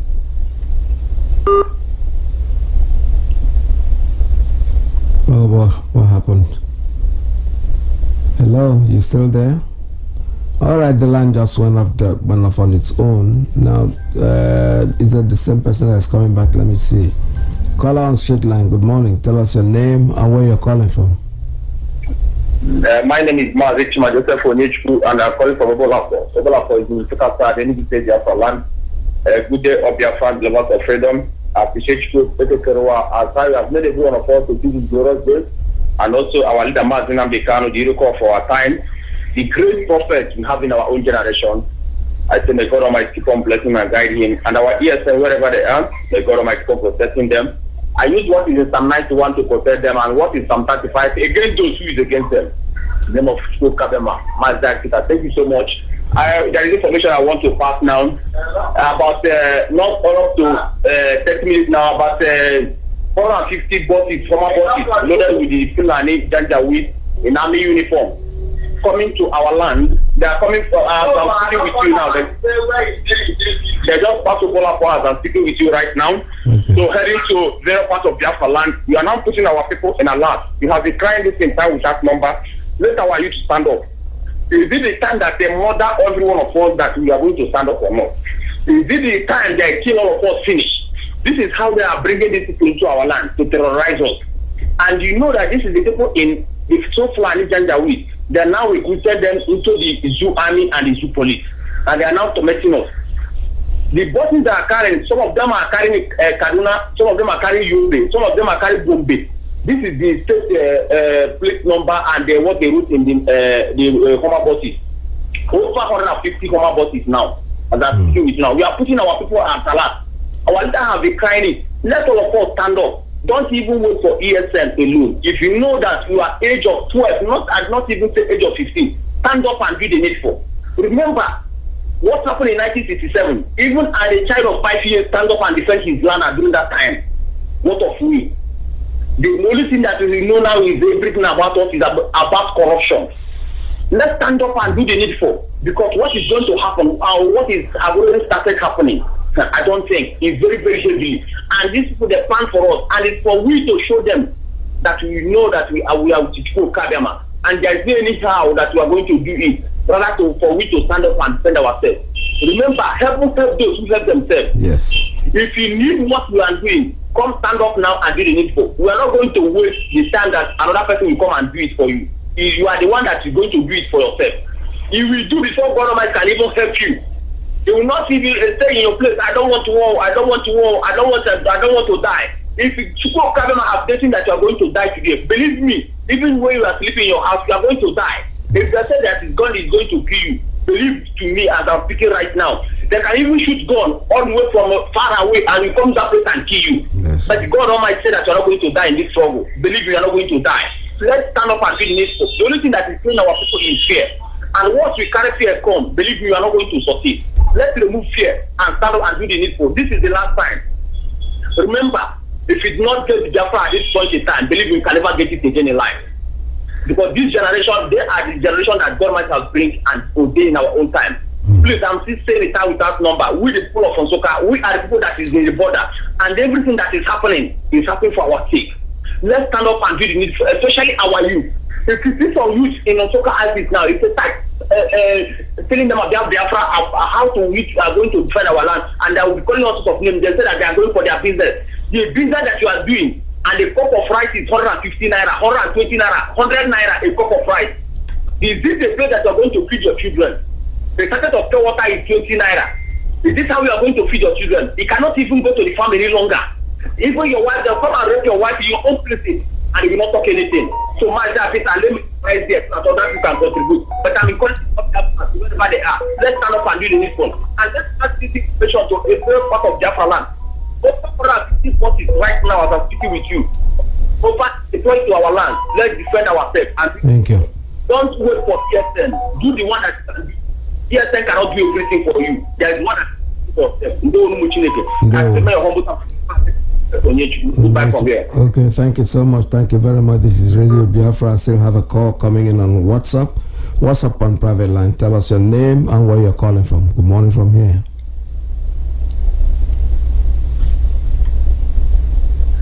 I am calling from Cambodia. Welcome to the program. Thank you, sir. It has been a long time, and I was not called because I don't have those kind of flowing lyrics, so that's why I don't normally call. But why I call this time what's your name? Tell us your name again, because the thing wasn't talking when you introduced. Okay, my name is Nnamdi. Okay. I'm calling from Cambodia. Oh, okay. Welcome to the program. Thanks, sir. You can hear me voice now? Yes. Can you hear me now? Yes, loud and clear. Okay. What I'm trying to suggest now, because what's happening in my Biafra land is touching, and it's not something we should leave like that. And the only way these people can listen to us is whereby we start to bombard all these oil pipelines that in our country, because this is where their shop is. All this USA, UK, and other and stuff. They are just, what their life wire is from our natural sources. If we start to blow all these places one after the other, I'm telling you, they will listen to us. But if you keep on saying let them come, they will not come because they don't regard us. But by the time we start to do something that will touch their heart, touch them very well, they will do something. They will listen to us. That is my suggestion. And we should also have check some other have a survey of some of the natural resources we have in our country where they are living, where they are tapping without our knowledge, because these people they have make us dry. Yeah. Because they have become dry so much, and by the time we start to do something of this stuff, they will listen to us, because talking is enough. Okay. Well, I say thank you very much for your job you are doing, and my great leader Mazi Nnamdi Kanu and all the rest of the presenters around. I thank you all for your good. Sorry, sir. Thank you so much, sir. Thank you so much. All right, this is Radio Biafra. Well, I think with this, I'm free to turn off the phone lines, and we don't take any more calls at this time. But still want to remind you that don't forget that 17th and 18th, we're going to Washington, D.C. for a major rally, especially on the 18th. Especially in the sense that 17th is restricted to a fewer people, but on the 18th, it's all open. It's a lot of people can come in. We're not inviting just Biafrans alone. We're inviting Ambazonians that are in diaspora. They can come join us and do to us. our brothers Oduduwas, they can come join us too, so that we can all pull it out together. It's freedom that we're all talking about. We want to keep alert Washington into what is going on in our home right now. They are killing people left, right, and center. They're not, these people are ruthless and bloodthirsty. That's what they are. And they are killing, and they never want to stop, and they will not stop because that's what they are. The Fulani, they are not going to stop. But you know something, we will make them stop. Whether they like it or not, no matter how much they kill, they will kill us. We will kill them. But at the end, we will achieve what we wanted. Do not forget, this is Radio Biafra, and Biafra is our religion. And Radio Biafra, that's where we worship. Stay tuned, don't go away, because Mazi Nnamdi is coming on air after now on Radio Biafra USA 1. From here, you are listening to live broadcast from Radio Biafra USA. We are reaching you through Radio Biafra London and IPOB Community Radio, directed by His Excellency Mazi Nnamdi Kanu. My name is Mazi Nnamdi. Today is June the 8th, 2021. Before we proceed, we have a few announcements to make. There will be a march in Washington, D.C., June 17 and 18. All the Biafrans, Middle Belt, Yorubas show up. It's time. It's time to end the misery.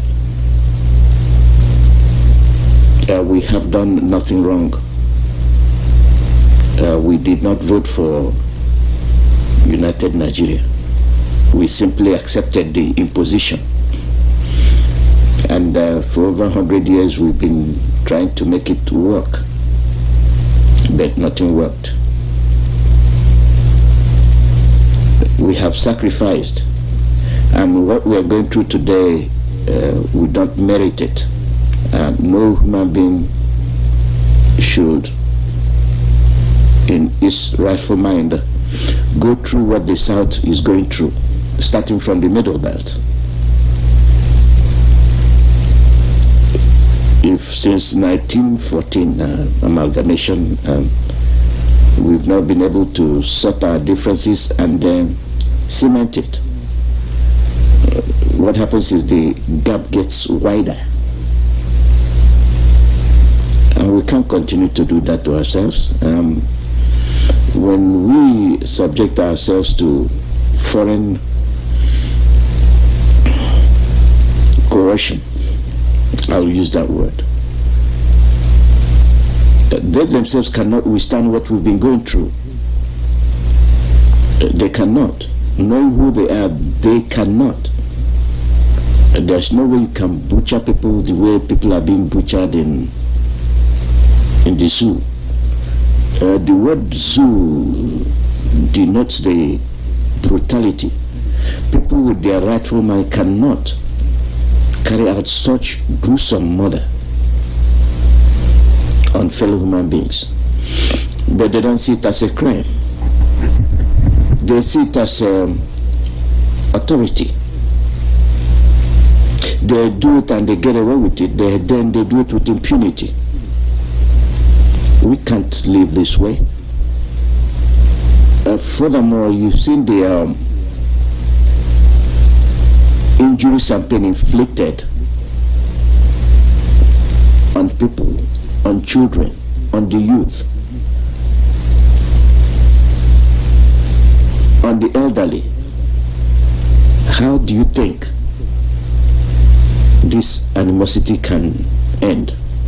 It will never end. The only way to end it is for us to conduct a referendum peacefully, go by what the referendum says. If people want to say yes, after all the butcherings of the people of Middle Belt, if they're satisfied with the butchering and domination by the Fulanis, fine. we will, or they will. The Oduduwas, even yesterday, they were under the attack of the Fulanis. Let's conduct a referendum. If there's a way they can patch it up with the Fulanis, so be it. The voice of the people. Democratic means the voice of the people. If we Biafrans, after several years of being used as scapegoat by the Middle Belt and the Oduduwas, we survived. And up till today, we are still surviving. After all the genocidal acts on Biafrans, not mentioned anywhere in the world, the genocidal behavior now being exhibited, atrocities, killings, dumping of body in the burial pit, and acid applied so that they will not be recognized. This is the mind of people that say you are in the same country with them. They are Igbos.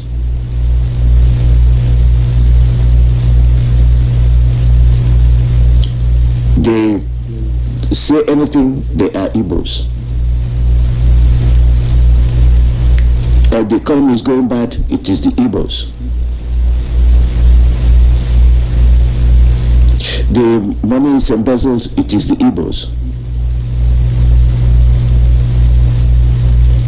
Why do you protest? It is the Igbos.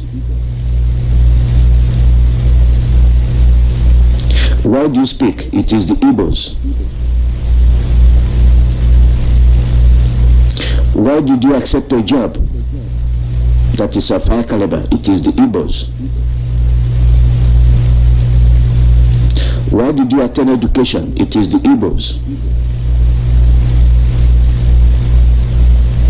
Why are you buying lands and erecting buildings? It is the Igbos.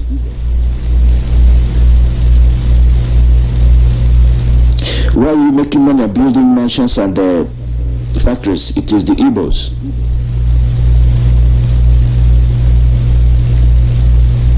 Why are you going overseas and staying there to help your people? It is the Igbos.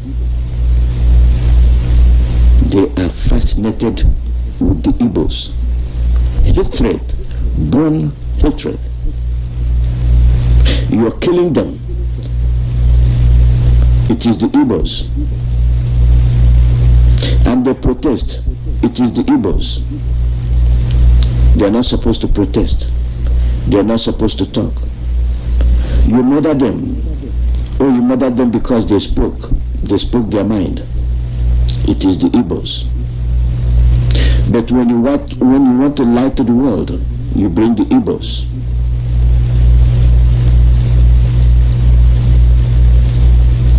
Why do you still want to stay with the Igbos? The journey of jealousy, the journey of hatred, the journey for over 100 years, where the order of the day is killing upon killings. No peace, no acknowledgement, appreciation, respect for the Igbos. Who are those that are corrupt? It is the Igbos. Who are those that call for peace? It is the Igbos. Who are those that call for restructuring? It is the Igbos. Who are those call for confab? It is the Igbos. But all their efforts to see that there is peace is rejected.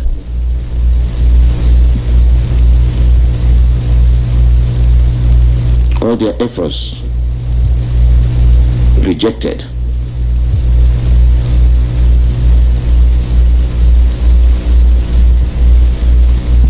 Hatred.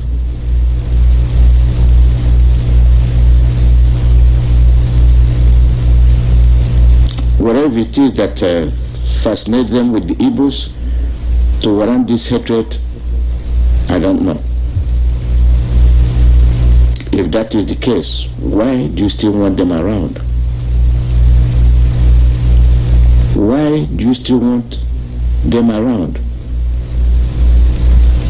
Let us start from here, because if you don't know what we've gone through, you will never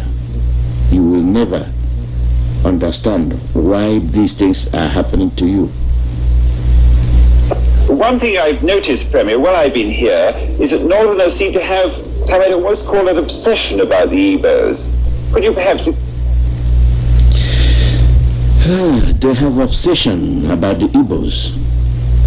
A foreigner noticed that the Ariwas have obsession of the Igbos. Do you see the source of your problem?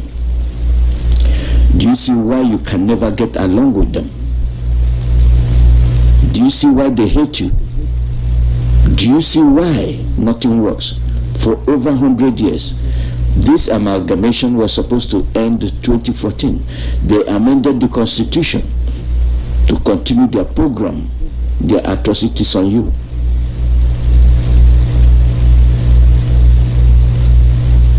Listen. One thing I've noticed, Premier, while I've been here, is that Northerners seem to have what's called an obsession about the Igbos. Could you perhaps explain that to me? Well, the Igbos are more or less the type of people whose desire is mainly to dominate everybody. The Igbos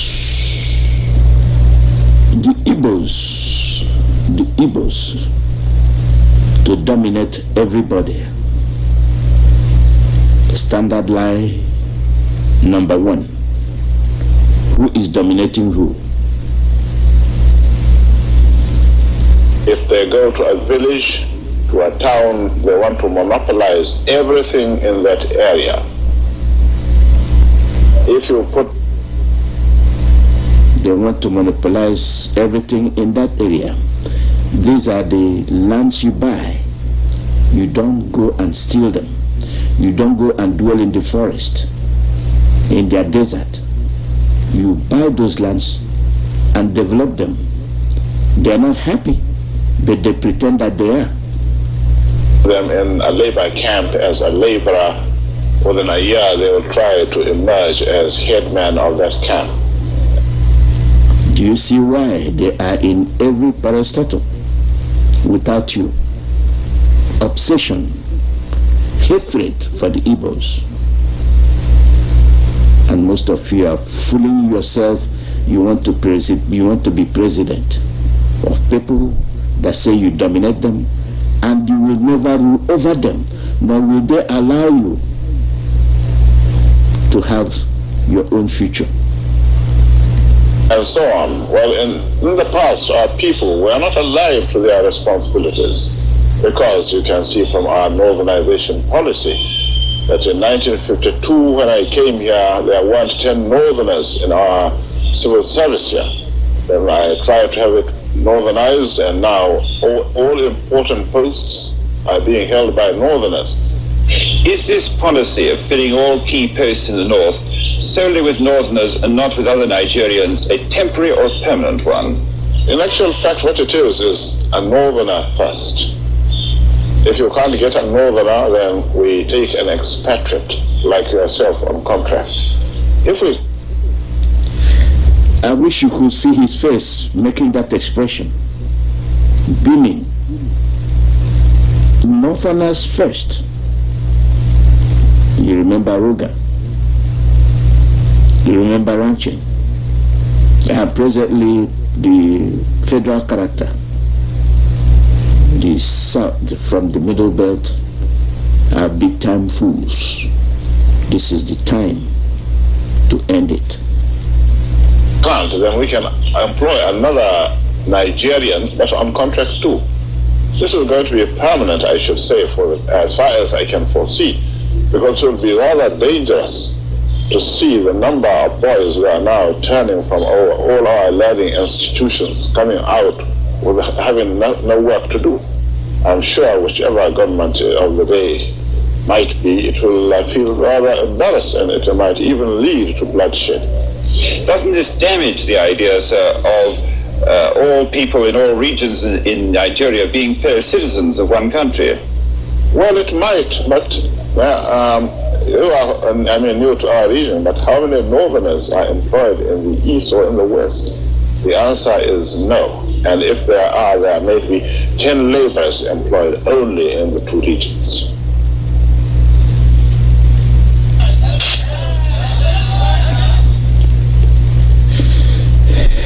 This is shocking. It is very shocking. Now, do you see why you cannot occupy any position? Now, do you see why they are doing what they are doing? If these people can have this spirit of hatred,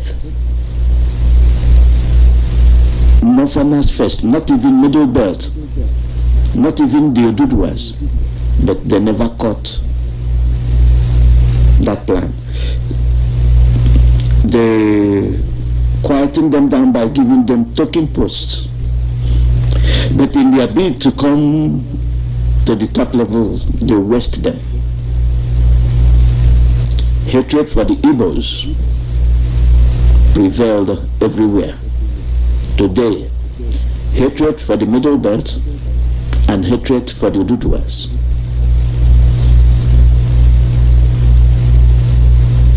And that gave rise to awareness. Some Yorubas started to be aware of what is about to happen. What is about to happen to their people? The exposition carried out by His Excellency Mazi Nnamdi Kanu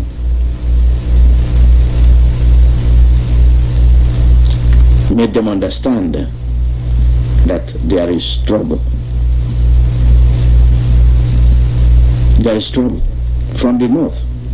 They have always been the problem. They have always been the ones with the venomous utterances. They have always been the ones sitting on democratic processes and never to let you carry them out.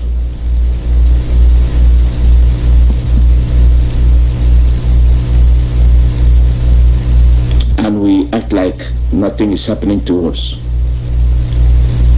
They kill you. And they tell you to be law-abiding. How can somebody be killing you and ask you to be law-abiding?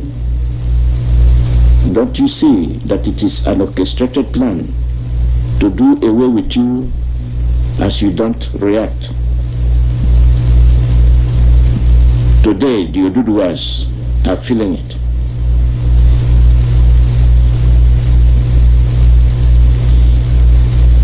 The same Northerners, the same Arewa. This new nation called Nigeria shall be an extension of the estate of our great father, Usman Dan Fodio. We must ruthlessly prevent a change of government. We must use the people of the Middle Belt as willing tools and the people of South as conquered territory, and never let them rule over us. Never let them control their own future. Speech by Sir Ahmadu Bello on 12th October 1960.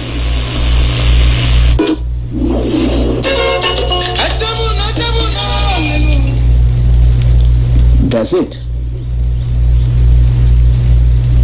That's your real Nigeria. And we act as if we don't know what is happening to us. And if you think that the whole thing has ended, you see how they are killing our young boys. Your champion, your gladiator, His Excellency Mazi Nnamdi Kanu. We can't thank him enough. Have you seen how they are running around everywhere, trying to call us terrorists? You see, they have gone everywhere. They went to Germany. They went to Britain, even though Britain is supporting them.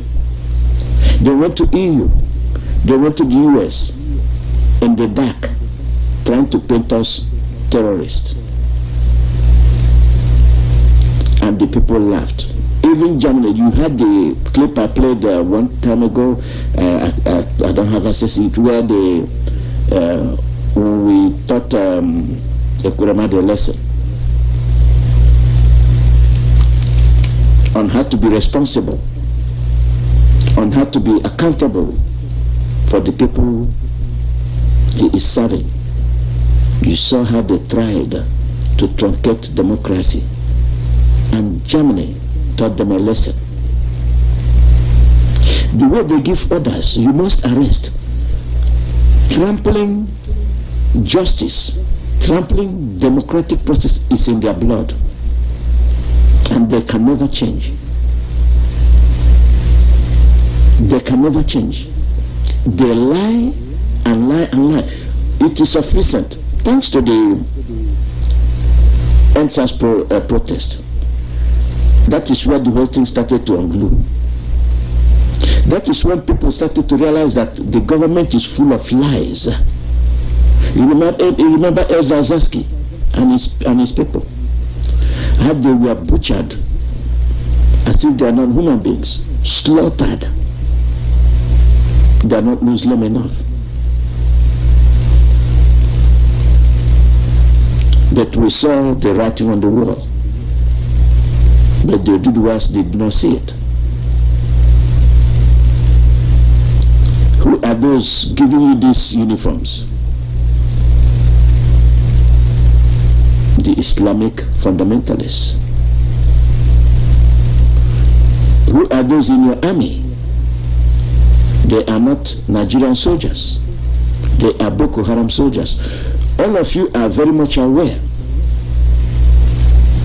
I don't know if I say you are very much aware. I cannot confirm that, because the way they suppress information, what they tell you is different from what the world knows. They told you the Boko Haram members are repentant Boko Harams, and therefore will be reintegrated into the army and the police.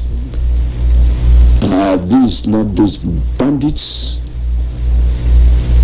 ransacking your villages now, killing, displaying their trademark all over the place, burning, looting, and slicing of heads of innocent children and mothers and the elderly,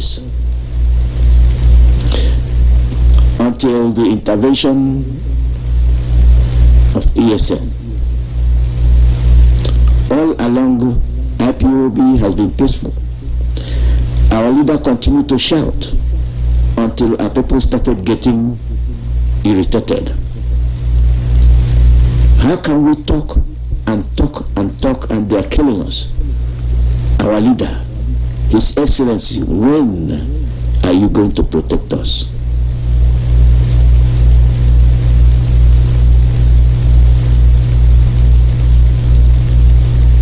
That was the question. Calling on the radio. When they started realizing that it is no joke,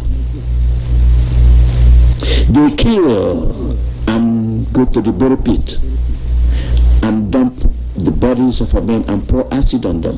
Very inhuman act. They abuse corpses. Look at the one they just did 3 days ago. It went viral. You saw it. Hatred. Hatred to the core. How can you live with such people?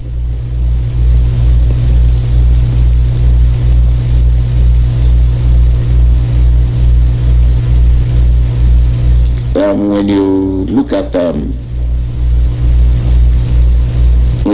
things we say, you look at the things we do, we are right. The clay is never abated. You can barely travel 2 miles without having a checkpoint. They stole from you. They shot you over 10 naira.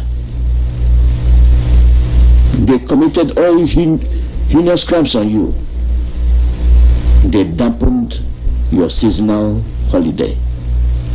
They block the head bridge and suffer you to go home. You are a defeated people. You are slaves. That's what they're telling you. Today, they are still carrying out the same policies. Until our leader gave order. Chase them out from the forest. They were chased out from the forest. And then they got frustrated. Oh, we told you they are terrorists because we defended ourselves.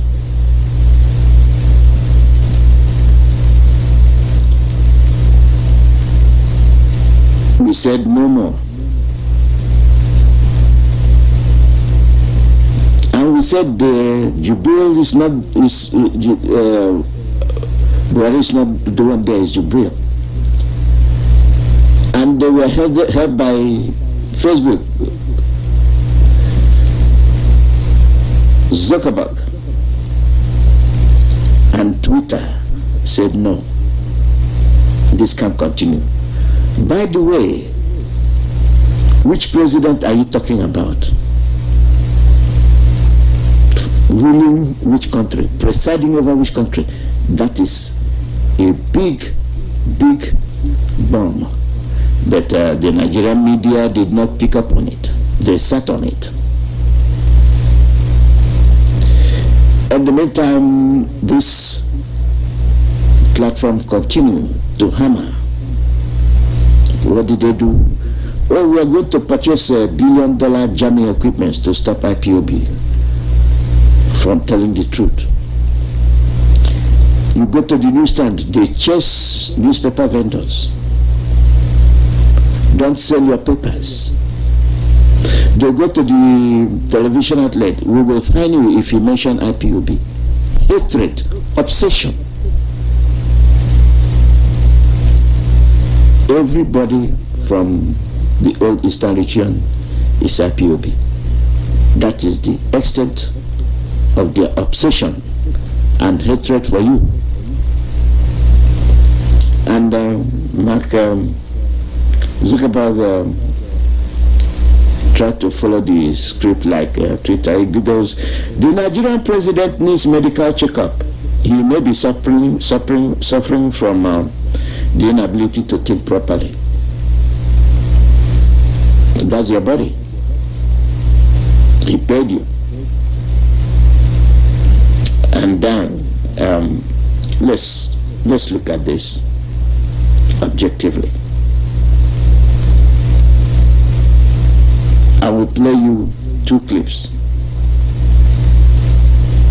And from these 2 clips, you make your judgment. Be you Biafran, be you Oduduwa, be you the Middle Belt. Call them the Funa movement. Our attention has been drawn to a degree credited to one Rotimi Akeredolu, asking Fulani people who have occupied some forests in Ondo State to quit. We are also aware of another incident in Oyo State where an illiterate political... The Fulanis we are talking, they call them the Funa movement.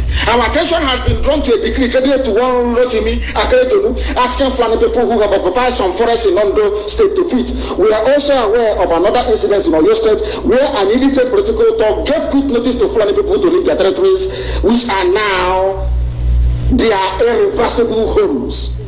Are you listening? Fulani are now saying that Yoruba forest is now their irreversible homes. They have now occupied Yoruba land in perpetuity. And I want to let my Yoruba friends understand this. You see, in life, anytime you support evil, evil will come back to haunt you. All of you never knew that IPOB and this Biafra movement was for your liberation. Some of you saw maybe the oil and gas from Biafra land. If they go now, we'll have access to oil and gas. In the process of having your eyes fixated on oil and gas, your forest is gone. Do you understand it? There is nothing more precious in life than freedom. Freedom is very important. And I need you to understand this very morning. Every Yoruba person supporting Fulani, you are setting up yourself to become like the Hausa people. Remember when Hausa was supporting Fulani? We are Hausa Fulani, we are Hausa Fulani. Where are the Hausa people today? I ask you. Where are those Hausa people today? Do you see them anymore? They say we are Hausa Fulani, we are Hausa Fulani. Do you see them again today? Do you see them? I'm asking you. No, because Fulani have completely overwhelmed them. It's called emasculation. Completely emasculated them. Look at what they're doing in the East. In the East, they come to the East, they will tell you, oh, you want to be the president or vice? Yeah. They say, give us land for Ruga. They give them land. I saw Jesus can't do that law Banta. They have taken it over in forever and ever. Give us land in your state. Purpose of them are proof to us that you have stood. Give us land in Olu. Purpose of them are give them land in Olu. We can go and kill people in people. We can kill for them. How many Fulani governors are prepared to kill bandits? I didn't say normal people. I'm talking about armed, dangerous bandits. Can you please compare what you just heard with what Amadou Bello said? Compare the two. And that is the syndrome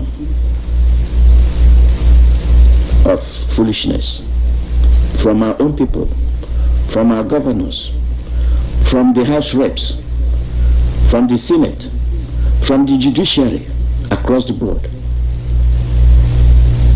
They cannot protect their children. Rather, they will immerse themselves into politics, which will give them nothing but death. Compare the two. Let's continue. How many Fulani governors? Go and read your newspapers, you will see it there. Fulani governors are negotiating with them, giving them arms, giving them vehicles, making sure that their life is no longer in misery. But see, they come down to the south, they tell you, give us land for Ruga. Go and kill your people to prove to us that you're one Nigerian. That was why Obi was talking rubbish. Now that IPOB is defending the forest to ensure that our mothers go to farm, our fathers go to farm, the Fulanis can no longer exercise their free will killing. What did they do? They started calling us terrorists. When we say no more checkpoints, because the policemen you have on the road are not policemen, they are Fulani, Hasmen, and Boko Haram. Therefore, get them out. And some of us fail to understand why. If those people cannot protect you, if they can supervise the killings of your people and protect them, why do you want them there? Why do you want them there? Let's finish. I will pick up from here, but let's finish listening to His Excellency. Talking yesterday or 2 days ago, supported by the BBC. The problem you people have in Nigeria is this. Your journalists, you see people, Punch newspaper, Tribune, Vanguard, and Nation, they are your second worst enemies, I'm telling you the truth. They can never ever be objective in their reportage. Never, ever, ever. That's why all of you are suffering. But you don't know it. They were the same people used to scuttle the NSAS protest. Of course, some of you went about looking for Indomie in warehouses. Typical black people. Any revolution that is coming now, you must stand very firm. They'll say, oh, you're Igbo, oh, you're Yoruba, oh, you're from Europe. Don't join them. It's our turn in 2023. If you do this, you will scuttle our chances of becoming the president in 2023. Ask yourself, all of them that have been president from time immemorial, what benefit has it brought to you as a human being? Absolutely nothing. So you have nothing to lose. Absolutely nothing to lose.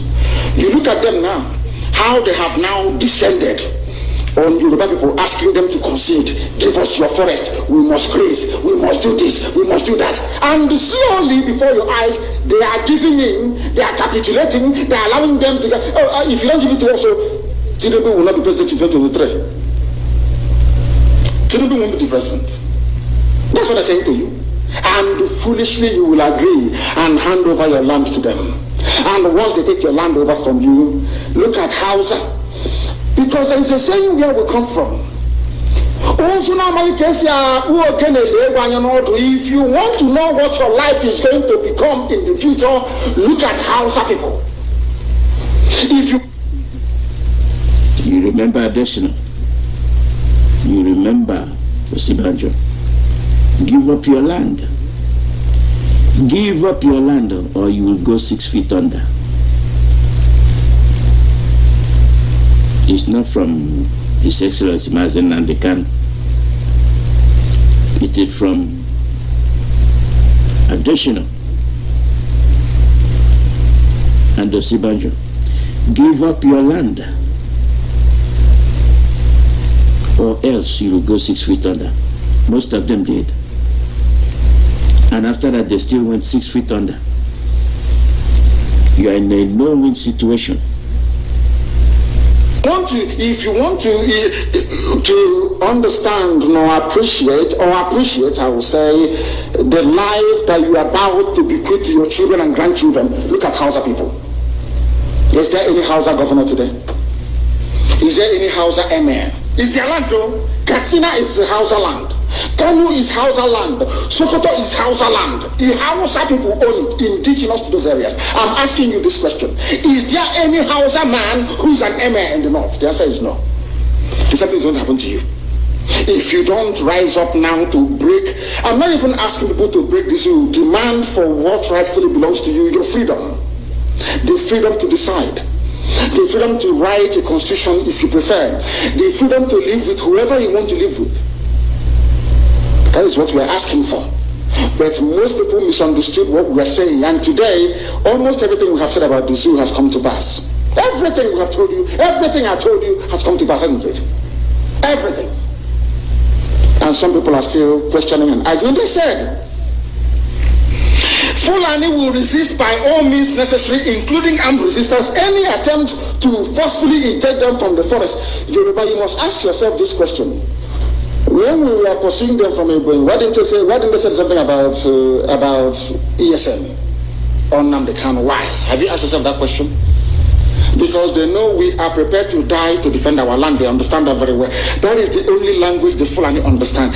You cannot say to Fulani, let us have a Fulani president, and after that all will be well. Never, ever, ever. They will continue to expand. They will continue to identify idiots in your midst, traitors, saboteurs in your midst. They will promise them heaven and earth. They will give them anything they ask for in order to ensure that they get into you, they subjugate you. Look at Yoruba and the Ilorin. Yoruba, how did you lose a Ilorin?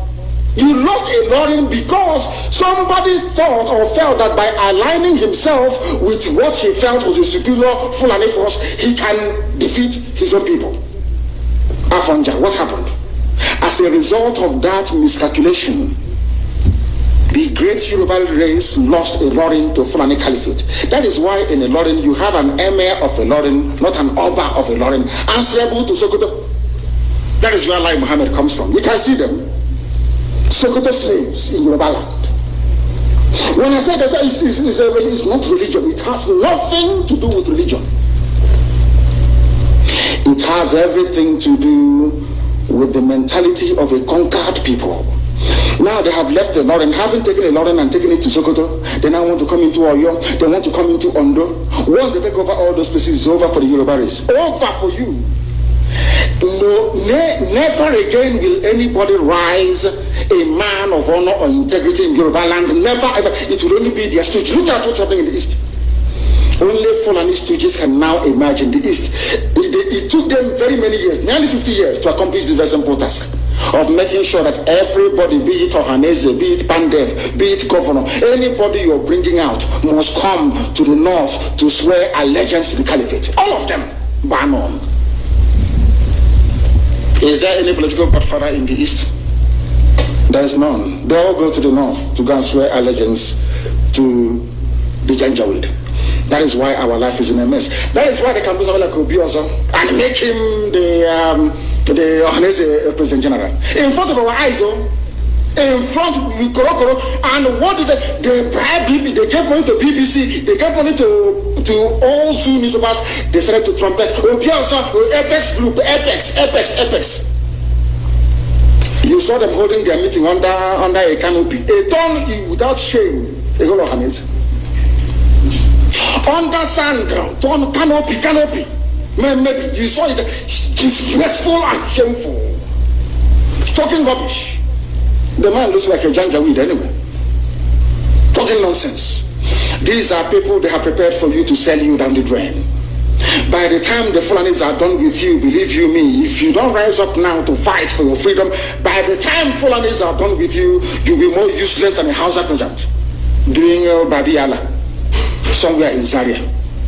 That is the future that awaits you. Now, our people must understand this very clearly, especially my Yoruba brothers and sisters. It is about time you stop supporting evil. That evil is in Asarok. That evil is a gang of reprobates calling themselves presidency. The more you keep on supporting evil in the zoo, the more your land will be taken from you. The more your daughters will be raped and abducted, the more your sons will be slaughtered in cold blood. And under one Nigeria, there is nothing you can do about it. Absolutely nothing. Because one idiot that the groom will rise up and say to you, oh no, it's one Nigeria, there is crime everywhere. Haven't you heard about Zamfara? Haven't you heard about Katsina? There is crime everywhere. That is not the case.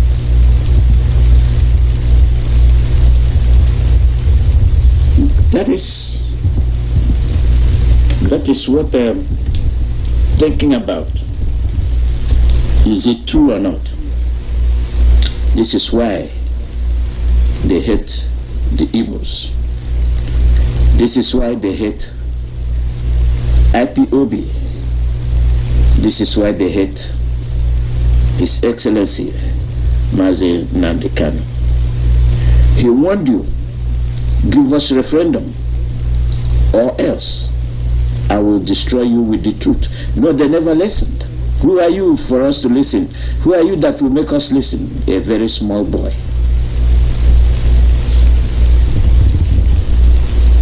As we speak, do you know that these people went to the Western embassies and started lobbying to black IPOB, but they were disgraced. Onyema went to castigate IPOB and he was shouted down by the diplomats. IPOB is not your problem. You are the problem. They are good at using Biafrans to present their issues to the international world. And these people are the culprits. That is number one. Compare this to this. After we've done all the work, after doing everything possible to save our people, now the heat is on. Now listen to this.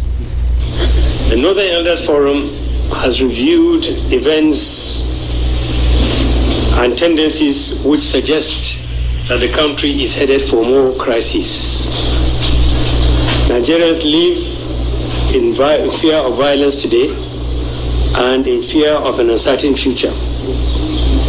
The capacity of the Nigerian state to secure citizens, protect the country's territorial integrity, and resist violent assaults on our unity is weakening to levels of making threats that have no impact.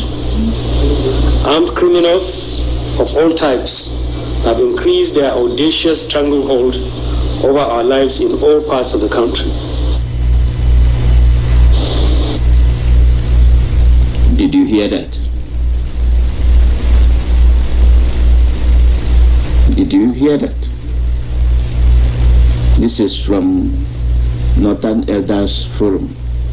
And the person you are hearing his voice is Hakim Baba Ahmed. Let me start it again. Listen very carefully from Northern Elders Forum. See who is lying and see if what they are saying is the truth when it talks about violence. Where is it coming from? Who are those killing the Middle Beltans? Who are those killing the Yorubas? Who are those attacking the Biafrans? The same Fulanis. And here he is talking about bandits and insecurity. Let's start it all over. The Northern Elders Forum has reviewed events and tendencies which suggest that the country is headed for more crises. Nigerians live in fear of violence today and in fear of an uncertain future. The capacity of the Nigerian state to secure citizens, protect the country's territorial integrity, and resist violent assaults on our unity is weakening to levels of making threats that have no impact. Territorial integrity. Which territorial integrity? You gave away Bakassi, you did not consider territorial integrity. You closed the western border, you did not consider territorial integrity. And you opened the northern border and let the people from Chad flock in, you did not consider territorial integrity. You let people from Mali, Central African Republic, all Fulanis from the Sahel region, troop as we talk, you did not consider territorial integrity. You see how they truncate the truth. They shoot and come back and ask you who is shooting. That is their modus operandi. This is the way they operate. Armed criminals of all types have increased their audacious stranglehold over our lives in all parts of the country. Irredentists are increasingly asserting their influence over in the southeast and some parts of the country. Who are those in the southeast? Who are those? These are the Fulanis, the cattle herdsmen, the Boko Haram, the ISIS. US told you they were coming, and here they are. And ESN has stopped them. IPOB, these are the people he's referring to. We want to safeguard our place, and they're chastising us for trying to do that. They want you dead. And in the manner that millions of Nigerians now live. Rhetorics from political leaders and ethnic champions who speak in threats and demands routinely suggest that the sentiments in support of irredentism are becoming more widespread. All Nigerians are paying the price of failure of two sets of leaders.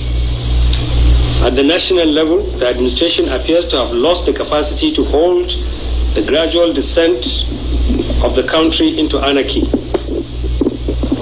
Political leaders in the southeast appear to have submitted to violence and terror of IPOB and ESN. You hear that? They are stooges. They are stooges. That's the governors, the reps, house members, the judiciary. Those people they bought can no longer hold IPOB and ESN. You see how he portrays them.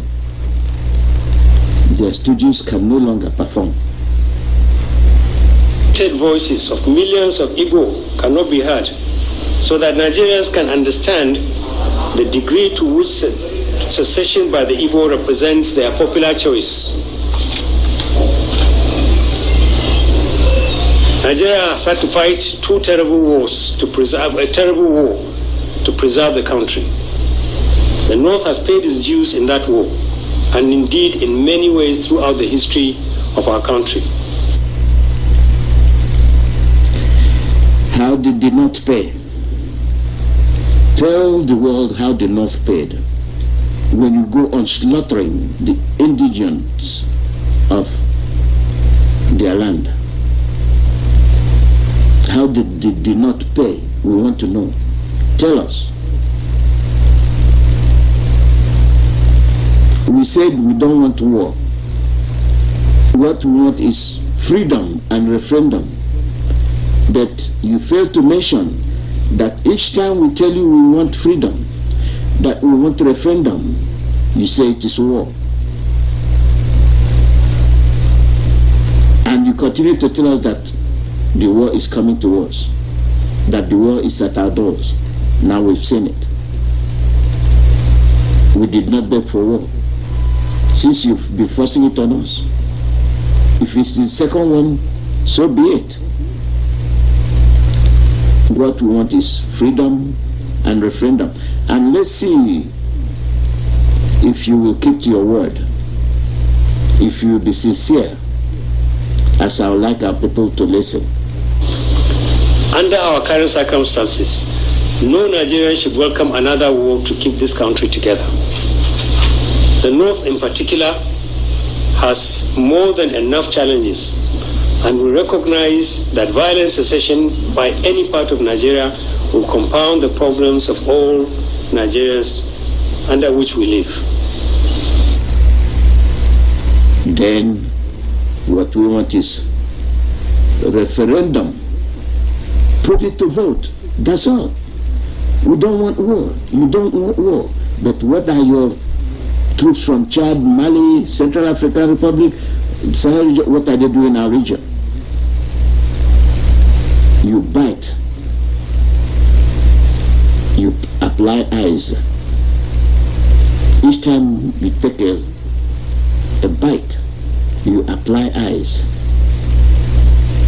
to cool things down. Then you bite again. We are not afraid of the war. We are retaliating. Now you know how it feels to lose loved ones. See the villages you have invaded. You even drop bombs on your fellow, your assumed fellow Nigerians.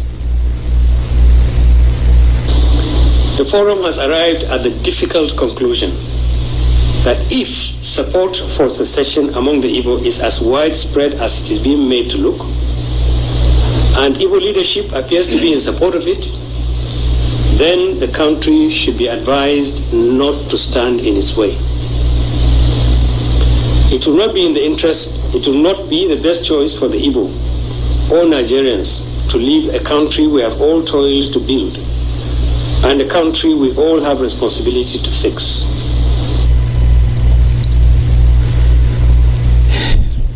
I have impeached you with your own words and the words from your great-grandfathers, Bello and Othman Danfodio. Their principles, their perception of Nigeria is what you're carrying out. Let's see if you do the needful, and we'll go from there. But it will not help a country already burdened with failures on its knees to fight another war to keep the Igbo in Nigeria. This forum insists that attacks and killings of northerners and federal government employees and destruction of national assets must stop. Can this man tell you the northerners they have killed? We can tell you many Igbos, even yesterday you killed their first personal assistant. Do you see what I mean? They shoot and they come and ask you who is shooting. They kill. They ask you who is killing. You see how precious it is for them to lose one person. But they kill thousands of us. If they are the ones suffering what we've been suffering, there wouldn't even be a Nigeria for 1 month. This will tell you the extent of our sacrifice. And this will tell you why this time Nigeria must come to an end. Those who have been involved in it must be arrested and prosecuted. Until the Igbo decide whether it wants to secede or remain part of Nigeria, the law applies to it, and the federal and state governments who have responsibility to enforce the law and protect citizens must enforce it.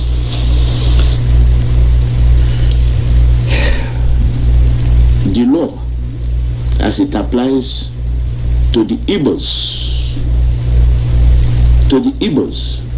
in other words, he's telling you they will continue to kill you until you stop talking. They will continue to kill you until you stop defending yourself. How many of the Boko Harams have they killed? They are not there. Those Boko Harams are the ones they are telling to enforce the law. They shoot and they come and ask you who is shooting. The law is meant for you, not for them. We support calls for northerners who are exposed to harassment and violence to consider relocating to the north. Unlike the postures and complacency of the leaders of the southeast, we advise that all Igbo and other ethnic groups from the south residing in the north should be accorded the usual hospitality and security. The Forum believes that it is vital to address amendments to the Constitution and achieve major changes in the structure and operations of our federal system now. Members of the National Assembly elected by Nigerians have lost touch with the people they are supposed to represent. This explains the major distances which exist between the people and the vital national institution which should play a major role in mitigating national crises. The National Assembly should explore additional avenues for tapping into opinions that can help redress serious limitations to the federal system before the 2023 elections. The North is willing to discuss all matters related to constitutional amendments and restructuring with the leadership of the country and other groups who see their presence in the future of Nigeria. Thank you. It is in the statement about the restructuring of the country. The North supports the restructuring of the country and believes that groups like ours should get together. If the government will not facilitate a meeting of groups, if the avenue provided by the National Assembly is too inadequate, and we believe it is too inadequate, there is nothing stopping Nigerians from organizing their own dialogue and making sure that it enters into the constitutional channels that are available. We believe that we should do this, because a lot of Nigerians believe that the exercise just concluded by the National Assembly was insufficient. The quality of representations made there do not reflect what Nigerians really need. We are willing to talk to the National Assembly because we recognize the fact that under the law, they are the only body that has the power to amend the Constitution. We are willing to discuss with them. There are other groups that are willing to do so. That's why in our statement, we said they should expand their avenue. They should expand the opportunity for groups to talk to them. Are you calling for another national conference? We are not asking. There are many, many ways in which you can get Nigerians to talk, raise issues of quality, raise issues of substance. I don't want to label it. All I'm saying is that a government must reach out to communities that can make meaningful inputs into the way it is done, and those communities have a responsibility to knock on the doors of government, executive, and National Assembly. Right now, there hasn't been that contact, and it should be established. The Northern Elders Forum has reviewed events. Well, you had him. Northern Elders Forum. Hamid. You had him. And you had our leader. Compare the two. And then you have Guardian newspaper writing rubbish. They have what happened at your first house. They reported it as a clash between IPOB and their security operatives, which is a blatant lie. They'll never tell you the truth. And today, this is what Guardian is writing, using their useless journalists to tell you we are better together. And all of you are seeing what is happening.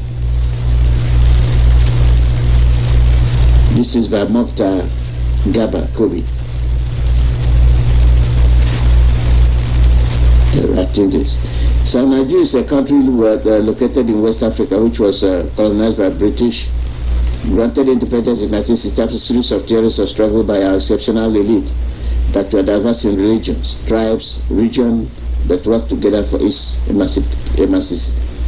emancipation. When did we work together? All efforts were made by Biafrans, and we paid the price.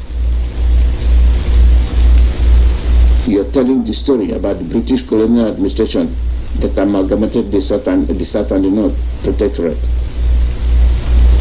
The amalgamation of over 250 diverse ethnic groups. But the major ones have these ethnic groups in them. So you can't say it lightly. So that must be exposed. So really, our dreams of succeeding in all phases of human development could only be achieved if we tolerate the lapses of others, understand one another, and put the country over our personal interest. There are several countries that decided to secede, but yet they are still not on path of development, as their poverty rates, infringement of rights, and border wars are always aggravating. Example, Sudan, South Sudan, Eritrea, Ethiopia, North and South Korea, Quebec, and Canada.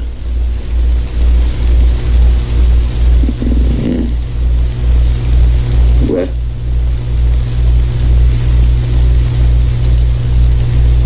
then this man had to quote Bible for you. When two brothers fight to death, strangers inherit their wealth. Meaning if a country perish in war, others they disrespect own their resources. We get the message. You've come to kill. You rejected every peace moves made by us. But today, you are talking about two people going to war and one perishing. You have no victor, no vanquished, proved differently. Give us different results. For no victor, no vanquished, we became slaves. One man from the north, owning 20-something oil wells, and the indigent owns nothing, but only to be a pipeline watchman.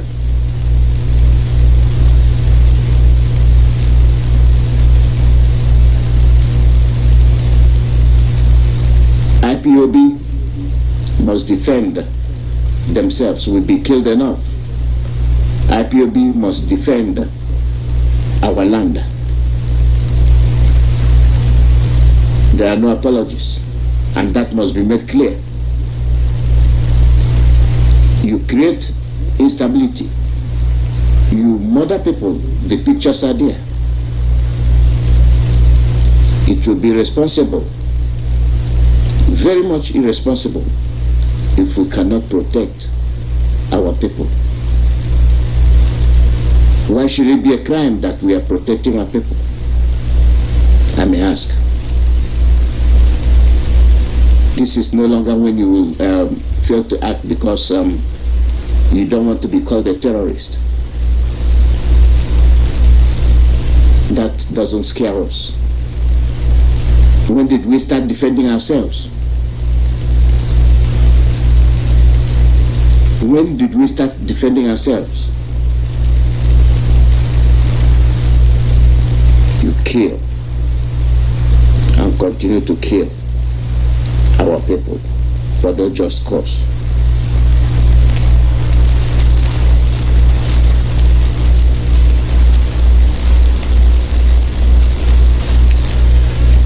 And we have these elites. They call themselves elites. We have no apologies for anybody. The documents, everything that concerns our faith is documented. After all, Gandhi, all those freedom fighters were called terrorists to satisfy the quest of their masters. But we have passed that. These elites are the ones that cannot even defend their own people. And that's why I would call them intellectuals. We don't care. We must defend our land. We must defend our people. They have pushed us to the brink and want us eliminated. For your information, there's what's called ICC. Nigeria is a signatory to that. All those that perpetrated pogrom, genocide, mistreatment of the population, they will be there. They are subject to the jurisdiction of ICC. Nigeria is a signatory to that. So we are not afraid.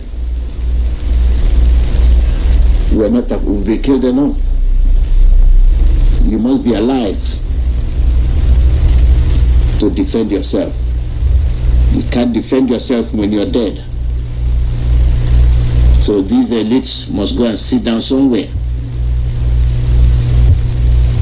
When their own elites are clamoring for your decimation, when their own elites are telling you that you have to be law-abiding, their own elites are in your compound with NAMA, and your own elites are the ones being disgraced every day internationally. They go and show the world how irresponsible they can be. Your people are being killed, and you have no guts to present your situation to the international community. Rather, you sit down. You sit down.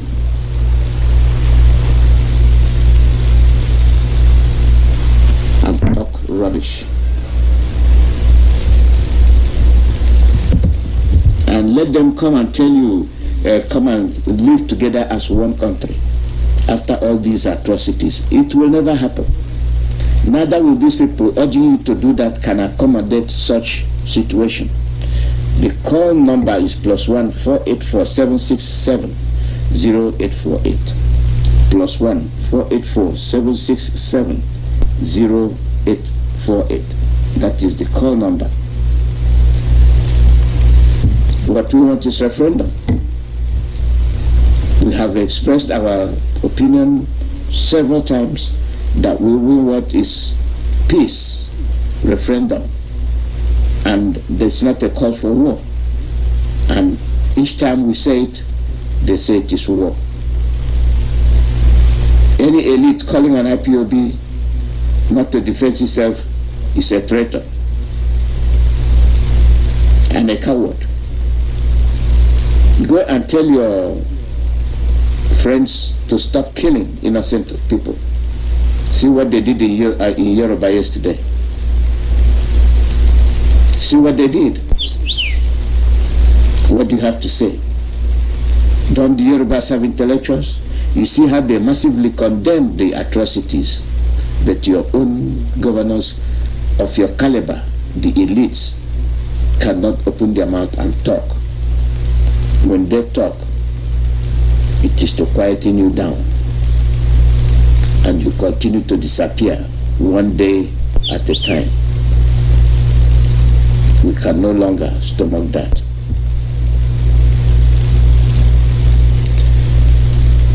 Call number is +1 484 767 0848. They have given you every opportunity, and God works in a mysterious way by revealing the mindset of all these people who call themselves the government. Government of who? For who? By who?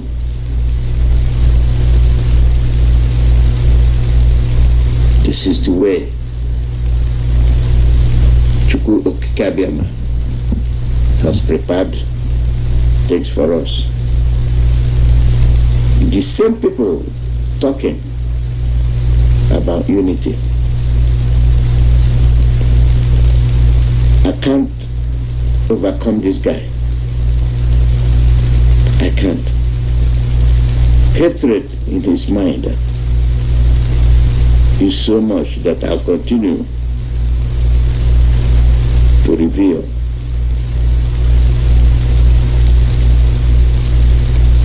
his state of mind.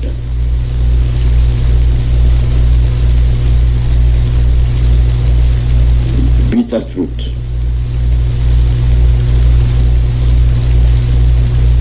Not only do I say bitter truth, the state of his mind. People hate you, they hate you to the core. They hate you to death and will give you no chance to progress, give you no time to germinate. Somebody will commit crime and then be proud to tell you, I committed a crime. Somebody will commit a crime and they'll act like it is not a crime. They will act like their actions are justified. And these are the same people you say you want them to live together. Their anger is fueled by the massive sit-at-home order given by our leader Mazi Nnamdi Kanu. They were surprised. They were surprised that the Southeast, that the Biafran people massively obeyed the sit-at-home order. They never knew. They never knew. They never knew that Biafrans have had enough. They never knew that people of Odudua have had enough. They never knew that people of Middle Belt have had enough. What they do is give you order.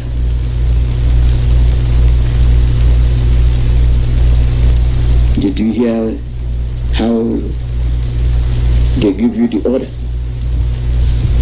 They act as if you have no say. They act as if you have no authority. But in reverse, they have authority over you. Daddy wants to tell you when to eat, when to play, when to sleep. If I told you, they'll let you sleep. They give you the scare that as you sleep, you keep your one eye open.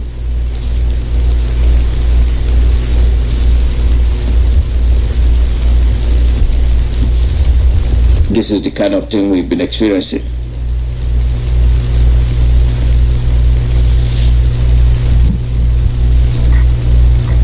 Let's get it clear. You're saying that we as a citizen, we do not, under this law, under the 1999 Constitution, we do not have the power to overwrite or to have a brand new constitution. Is that what you're saying? Absolutely, absolutely. Can you expatiate on yes, that? What Section 9 of the Constitution envisages, and indeed what it does say, is that we can alter any provision of the Constitution. It doesn't say we can alter all of the provisions of the Constitution. We can alter any provision. And it proceeds to set out the methodology, the mode for doing just that. And for us to be able to achieve that, it says that we need, in fact, not just Section 9. Now, those who are saying that we should do, that we have the power to do a rewrite, they forget that Section 9, for you to be able to do a rewrite of a brand new constitution, you need to amend Section 9 of the Constitution. And for you to amend Section 9 of the Constitution, you require 4/5 votes in the Senate, which is about 88 senators out of 109, and you require about 288. Mission impossible. Mission impossible. They made the Constitution. They counted it to their test, and you will be and continue to be at the receiving end. This is why when you make a proposal for anything, they will tell you no. You try to say this is what you want, they will tell you no. If they have this type of attitude, how can they make you change anything? It's impossible. It is impossible.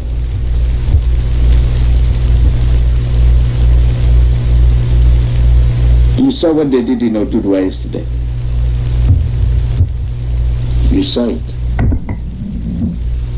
People burned out in their homes. A lot of things destroyed. But what we do is act as if nothing is happening to us.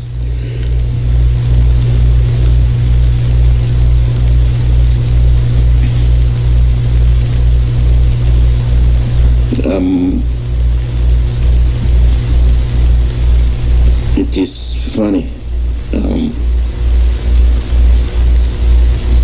It is funny.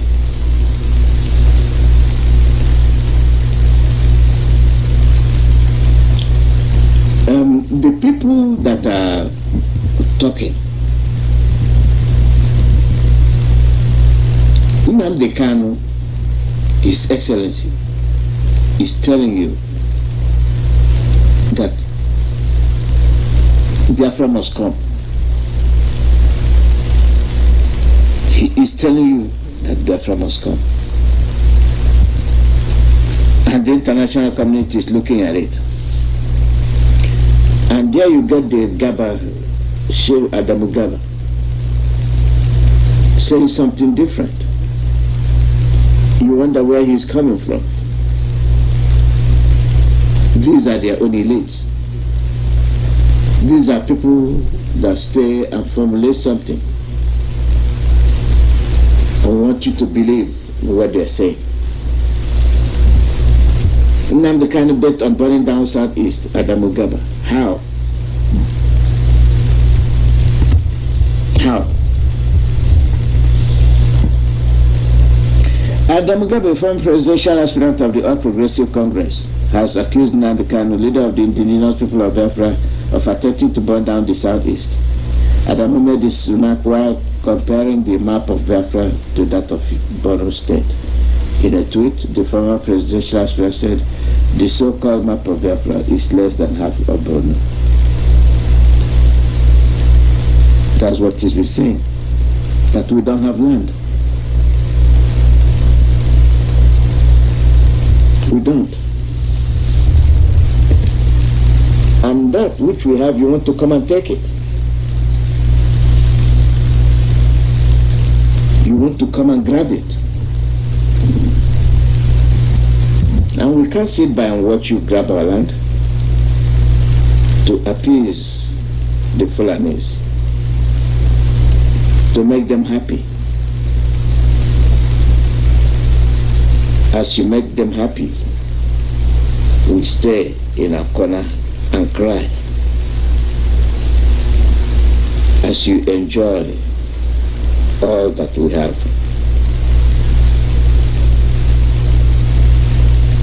That be your decision maker. Why? Whenever we say something, it becomes a threat. In a tweet, the former presidential aspirant said, the so-called map of Biafra is less than half of Borno.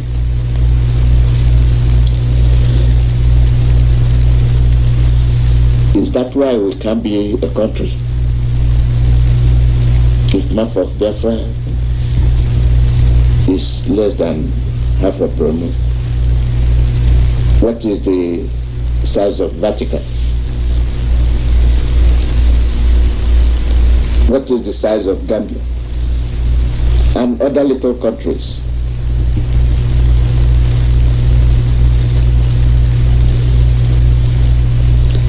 Observe the so-called map of Biafra inside Borno State, less than half of Borno.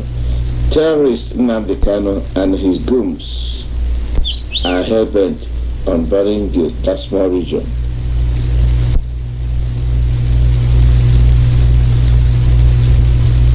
How?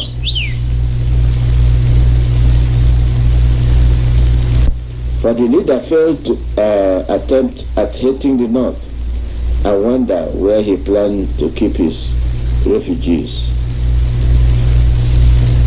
Who is creating refugees? Who is burning down who? What we want is our freedom.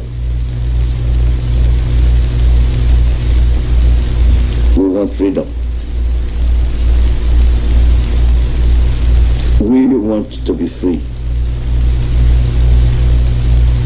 It is not a crime to be free. It is not a crime to say you want to live the way you want to live.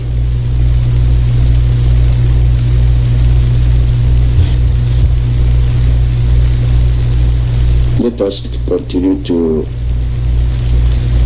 pray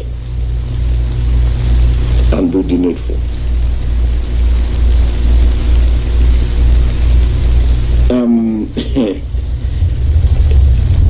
You see, when people are evil, when people are evil, it doesn't end. It doesn't end. You are mad that Nnamdi Kanu, His Excellency,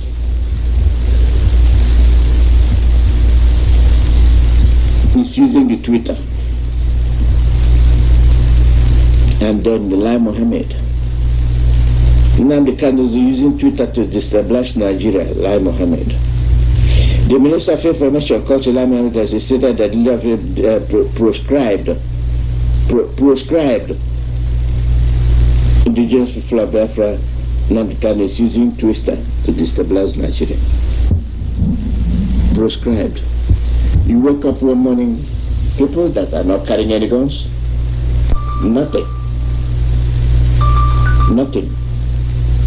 All they want is peace. You proscribe them. Call out your name and where you calling from. Good morning, sir.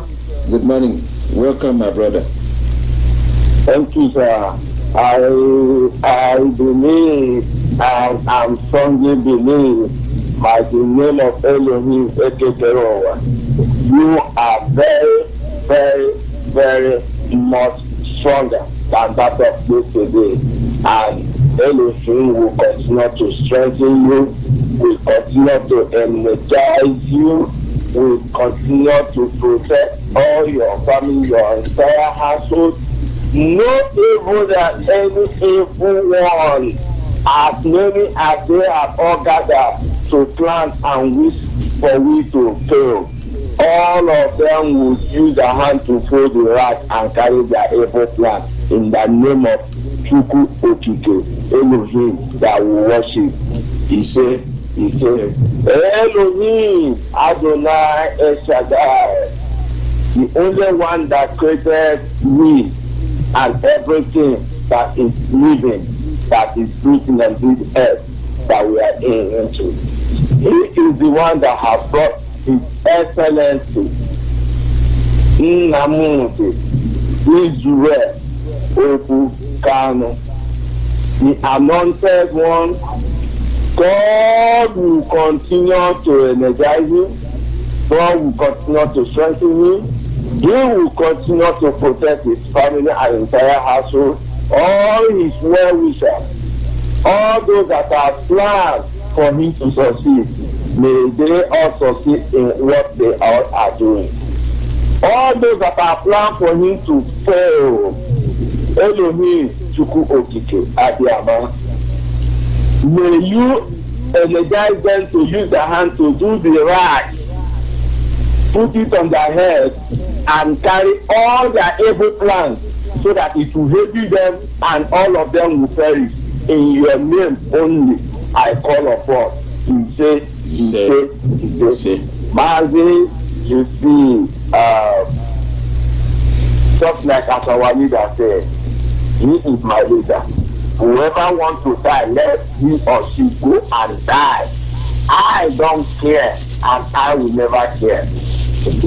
Our leader has been ringing this bell, shouting, preaching on this hallowed chamber of the Holy Temple where we preach this gospel every morning, afternoon, evening, and night. For everybody to prepare and know your movement. Watch all your corners. Watch all your sides, front and back. That these people are here. All young men, boy and girl. Go into the bushes. Spend more time in the bush. And that of the time you spend sagging your trousers that you're doing that. Frying your head that you're doing that. Spend more time to protect yourself and your land. These idiots are all around you. You guys refuse. Small time you'll be starting, nothing is happening on Wednesday later. And something is happening every day they are killing you. Well, just like as my leader said, if you like, you hear. You don't let, is up to you. I stand firm with my leader. I will never shake. I remain who I am. In trouble as we have followed him from the day one, I will continue to follow him till the last. I will never shake. I have said it before and I will say it again. If I am the only one that will follow Mazi till the end, I don't care. but I know there are millions and millions and millions of us behind me. That is why I am not afraid. I am not deterred. I will continue to move. Let them continue to call whatever name they like to call. He is terrorist. He is this. Is it today? The name has been ringing bell ever before now. Let them think for another name to call us, because terrorist is well far they have been saying this. They can say it because Nnamdi Kanu has hitting them hard. IPOB has hitting them hard. ESM has hitting them hard. All their able plans fell on their feet and they are seeing it. Just like that useless idiot called Wike that is in that holy land of Igbo misbehaving, thinking that Ogoni and all the little times that he did will protect him. Wike laugh you because you know your time is fast approaching. And you see that mistake of killing your blood. Wike, I have told you, peace have ceased to exist in your life and in your generation. You will never know this. I think you heard one of us yesterday come from Opopo telling you how Opopo was originated because Wike, I told you you are illiterate. Mazi Wike did not go to any school. It is all this they are bribing they do to pass from every exam they told you that they pick up. They never start for any exam. It's just bribing for them to pass class. Wike is a cultist. Right from day one till the day that he's dying, Wike remains a cultist. And that is what is going to eliminate him and his generation. Wike, you have heard where Opopo is originated from. You have heard where Obani is originated from. You fools that don't even know your history. Wike, you know nothing about your history. You are there ranting, making all sorts of noise. Well, that way you have brought down will definitely beat you, Wike. Mazi, I would say, may Elohim continue to bless you. In fact, before I will close, I called Nnamdi again. You see, you and this your rich rap jumping up and down, using Nnamdi Kanu to play. The day the calamity will strike you because it's fast approaching. See this your madness, saying Nnamdi and your group. All those your rich group that is all over, that those few numbers that are here in America jumping up and down, with the little thing America is giving to them, they are gallivanting. So you and your group, shame that is above shame that will cut off of you. That apple to go call yourself a big game. You see how you finally end yourself a big game. You see how you ended yourself. A big game, as old as you are, you know nothing about your history. You fool, only. Woo! You heard them a big game. Is the answer. Now the money push you because the whole world know you. You think playing Nnamdi Kanu is to tarnish his name. You see how you tarnish your generation, so shall you be upon your life and your generation. Now the name of him continue to bless you, protect you, guide you. This gospel, nothing will stop you from preaching it because you are on the holy temple preaching this gospel. God will continue to energize you. When you carry on, nothing is going to happen to you. In the name of Elohim, I pray. He said, thank you. Thank you. This is the way they do things, and it boomerangs to them. We wouldn't be at this stage if we were honest to ourselves. We wouldn't be at this position we are in. The restructuring we were floating before, do it and all will be well. Give us referendum, let us be. No, they were hell-bent on killing us, carrying out war. As if it's a threat, if it comes, we're not going to do it. Now they know that we are willing to fight again. And now they have started floating. Referendum, that's what we want. We've been shouting about referendum, you're saying no. Eventually it will come. Then you ask yourself, why didn't we do that earlier on? Why didn't we take that road? just to make things difficult, just to see how much they can get away with at a very expensive and costly way. Did we have to go that way? Absolutely not. Because they feel they have set up a mercenary that they can do whatever they want to do. Nobody will say anything. And that goes to their policy. That goes to the way they talk to you. We will finish you and nothing will happen. We will do this, nothing will happen. We will do that, nothing will happen. Now things are beginning to happen. People are beginning to talk. Caller, your name and where you're calling from. Good morning. Welcome. Can you hear me, Mazi? Yes, I can hear you. Go ahead. My name is Mazi, my man Nnamdi. I am the national PRO of IPOB here in the United States of America. Mazi, I reside here in Washington, D.C., but I am from Amibo. Amibo is the home of the tiger, and Amibo is the home of King Jaja of Opobo. Mazi, thank you so much for all your good job, and I thank God Almighty for Mazi Nnamdi Kanu. Yes, Mazi, I want to tell them that the power belongs to the people. It is what the people determine to happen that will happen. What happened is that the people who are in power now, they happen to see themselves there, but they're not going to be there permanently. There is no two ways about it. They know exactly what we want. What we want is the referendum.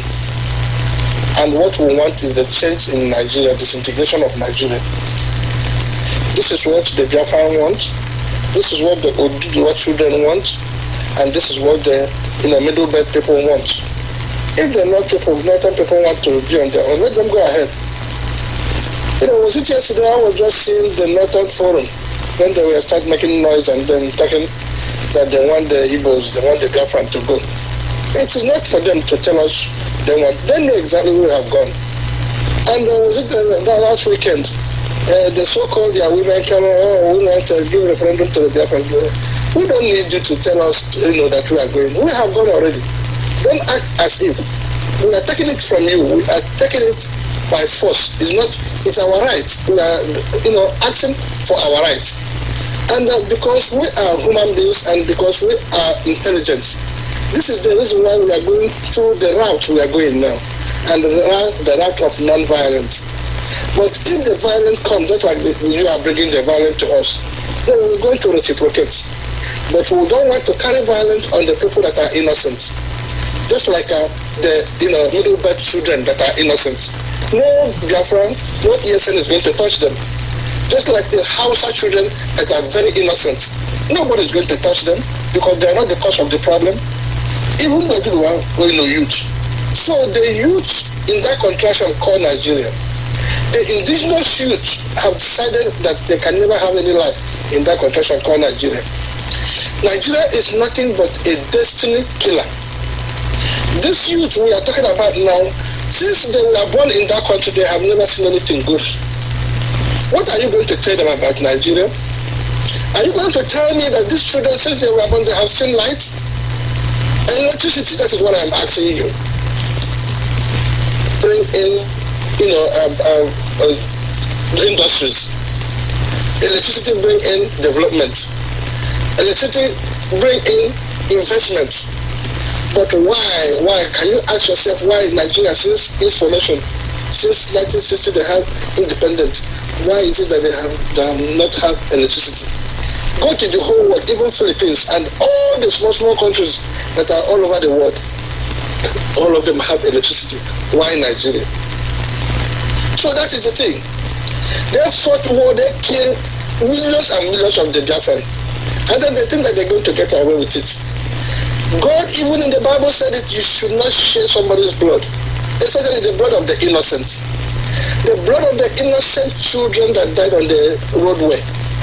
The blood of the innocent men that were crying, that is the elderly people that were crying, starved to death.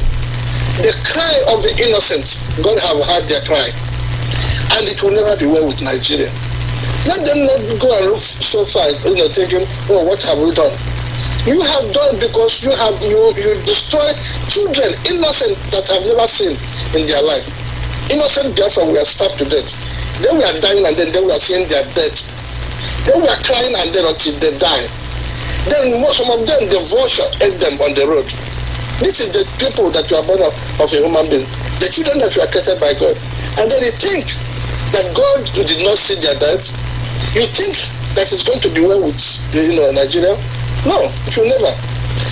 Go to Igbo land. If you commit a murder, if there is any type of homicide in Igbo land, believe me, there is something that you have to do. You have to do an atonement. You have to do anything to appease the God. If not, it will boomerang. This is in our culture. It is embedded in our culture. Even in the Bible, it is in the Bible.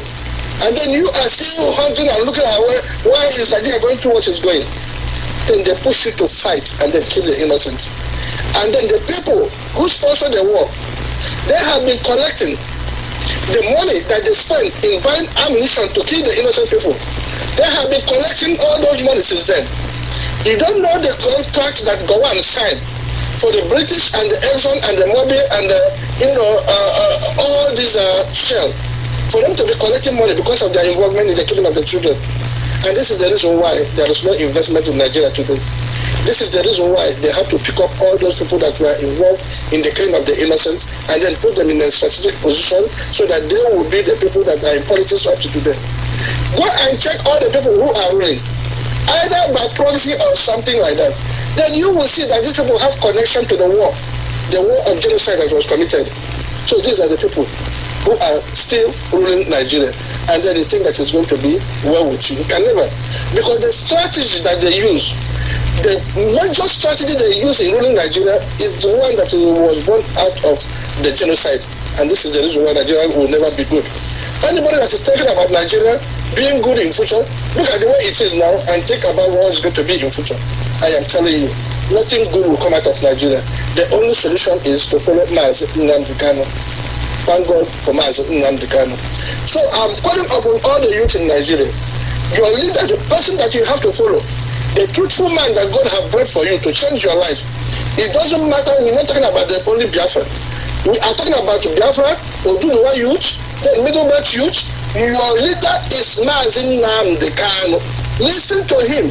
Listen to Radio Biafra and then see what we preach. We preach for it to be better for any child. We are not preaching only for the Biafran children. We are preaching for the youth that we are born in that contraction. We are preaching for you to have a good life. And this is the reason why Nnamdi Kanu is very sleepless, to make sure things change. And things must change. So I am calling upon you. If you are here in America, or if you are in diaspora, and then you are enjoying yourself and you are enjoying the electricity, and you enjoying the freedom that people died in order just to give you. You are enjoying for the humanity. You are enjoying everything that you can enjoy in all this country. And then you are looking back home and you see the plight of the youth. See the plight of the people who are dying. See that you don't have electricity. See that you don't have good road. See that you don't have even drinking water. See that there is no employment.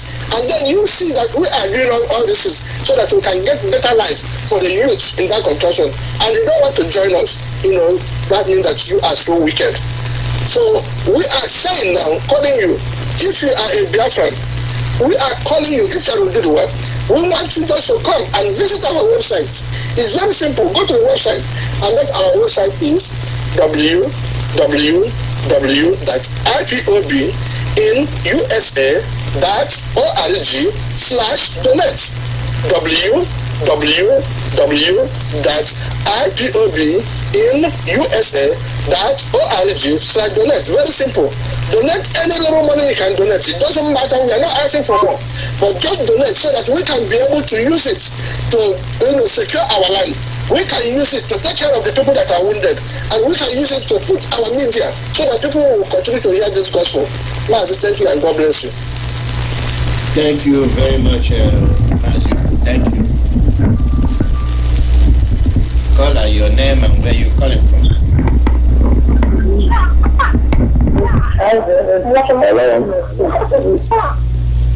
Welcome. Go ahead. Hello. Go ahead. My name is Mazi Nnamdi Kanu, and Mazi Nnamdi Kanu is calling for Biafra is in the local government, so I didn't say Biafra land. I appreciate as how you have made everyone afford to see his glorious day, because I know that the day is coming, that is how our freedom is ever growing more than ever before. And all regards to our leader Mazi Nnamdi Kanu, one of Biafra land. So we see the great prophet of our time. I say may God Almighty protect him and guide him and protect him. Whoever that bless him, may God bless the person, and whoever that curse him, may God bless the person and his generation. And all regard to our ESN, wherever they are, may God keep on protecting them and guiding them. I use what is in Psalm 91 and protect their going and their back. And what is in Psalm 35 against those who is against us and against them in the name of true Karama, I say. He said, and to you, Mazi, I say, may God Almighty keep on protecting you and guide you. As people are sacrificing everything we have to make sure we reach up to this extent that we have to do.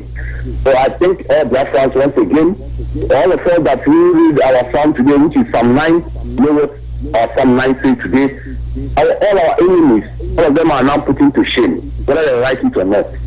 So as they are deploying the Jew soldiers into our land, believe me, the only thing that you have to do is this. This is what that God Almighty requests from me and you. For us to do the one that He can do, so that He do the rest for us. We will not sit in our house waiting for God Almighty. We have seen that the international community, they are not there to help us. We have seen that the people that we call our elite, they are not there to help us. We have seen that even our own immediate brothers that we have in the so-called the construction on Nigeria, they are not there for us. So the only thing that left for me and you now, especially all the Biafra youth, is for us to stand up. Let us think back and take what happened in 1967. Believe me, even at the age of 5, stand up during that time to defend their fatherland. It is what that is left of me and you today. And from at the age of 13 years, stand up and do the needful. It is not only thing. It is not only that when we have ammunition, there's many ways to kill a rat. We have to do the needful. Look at how they are deploying these soldiers into our land. Today, over 150 in the Zoo army enter into our land today. They have deployed them to the very part of Biafra land. So as they are doing it, the more is coming. This is the people that we saw in their own uniform, or that in army uniform. What of those people that is even coming in our land without even the uniform? This is the people that we see. What of the one that we don't even see? This is what that we have to put into our mind. Now they use the boat they enter is Kano, Aduna, Yobe, Gombe. This is the buses, the Homer buses that they used to enter our land. Over 150 buses with army uniform and army van that is following them. But many people are still entering with muffins, and they have now bring war into our own doorstep. Every blessed day are slaughtering us like chicken. They are killing us like mosquitoes. And you are still doing, say, bouncing. If you say that there is not happening, nothing is happening because they have not even affected you. Do you know that if you might be the one who will affect tomorrow? Remember, our leader Mazi Nnamdi Kanu done everything that he could do as a human being for you. It's not for himself, because he knows that he is already rich and his generation can never even be poor. But he abandoned everything just to make sure that your life will be in a better place. Do you think that if IPOB have not come, ask yourself, which life will my life be up to this we have been now? Do you know that they might have wiped all the Biafrans if there is no IPOB? This thing that is still happening like this now is because of IPOB. That is the reason why that are still having fear. And the reason why that are still having another fear is because of our ESN. So we need to stand and do the needful. This battle now is not only for ESN. All the youth of the Biafra land have to stand up and do the needful. All of us are needed now. We should not do anything for ESN. Because if you wait for only for ESN, they might overcome us. Let's stand up and do the needful. Whether you call yourself a youth, whatever you are doing, leave your business, leave everything you are doing, and do the needful now. And save a one generation, so that our generation will be the best. Look at now, like someone like Mazi Nnamdi, go for them. Many people are sacrificing everything they have to make sure that your life will be in a better place. They leave all their business, they leave everything, do everything to connect, to make sure that they give you a place of food in your own table, to make sure that you have the social amenities, to make sure that when your child finishes or education, you get a quality job, to make sure that you can even have a quality hospital. Whenever that you are even sick, and you take you to a quality hospital in your own doorstep, and you will gain your life. How many people are dying today because of it? If you go to the zoo hospital now, before they can give a treatment, you must deposit of $1,000. Even that person is dying in the presence of the doctor don't even care, because there is no law in the zoo for Nigeria. If it is law in this zoo for Nigeria, believe me, such you cannot happen. They are there to save life. But the people that we have in the doctor's aspect here, they are not there for our life. They are there for money. So now if you some Gota media pastors, what the person is there is for money. You don't even care about your life. You don't even care about your generation. What is there? How many people can give a tithe of 10,000 naira? How many people can give a tithe of 1 million naira? You people will line up. You can send all the crops and all your land, everything you have, to make sure you go and pay tithe. Tomorrow now, if the person just establishes or her church, before 1 to 2 days now, if the person will be writing the highest ship around your side. But you that is bringing that money, you cannot even repair a motorcycle. You cannot even repair a bus. And God, they are not there for you. They are there only good for business. The only thing that can make us to have a better life is join this restoration effort. As you are reading this Psalm 150, as all of us are saying it, we are now in the 90s, and things have started happening. What will happen in next 2 days? What will happen in next 2 seconds? That is the question that you need to ask yourself. Let's come back and do the needful. Mazi Peter, Mazi, I appreciate you, and I say may God Almighty strengthen you. I sign off from here, and I encourage all the youth of Soka, let's stand up and do the needful. Today is the last time. Tomorrow might be too late for us, and everything that we are doing is for our sake, because we are the people that is the border, especially in the north, in the south. We are the people that is in the border, and we have to do the needful to save this our land, no matter what, whether they like it or not. And some part of example in Ebony State, and you see them, they have to stand up and do the needful. We are the people that is in the border, and this thing that is coming directly to us. How prepared are we? How prepared are you? That's the question that you need to ask yourself. I still know humble Mazi Nnamdi sign off from here. God bless Mazi Nnamdi. Back from here. Thank you very much, Chima Joseph. When we complain, when we see the past, when we looked at the good old days, when we thought things were getting better, they destroyed the economy. They fell victim to the foreign imposters, those that made them feel that they are very important, that it's a way of derailing their progress, and now they've seen the result. Call out your name and where you're calling from. Thank you for taking my call. Welcome, Matt. It's me, brother, who is speaking from my location. Go ahead. You know, Dr. Arnold, if you want to talk this evening, it's easy enough to teach our brothers, our Biafra brothers, that these people don't mean good for us.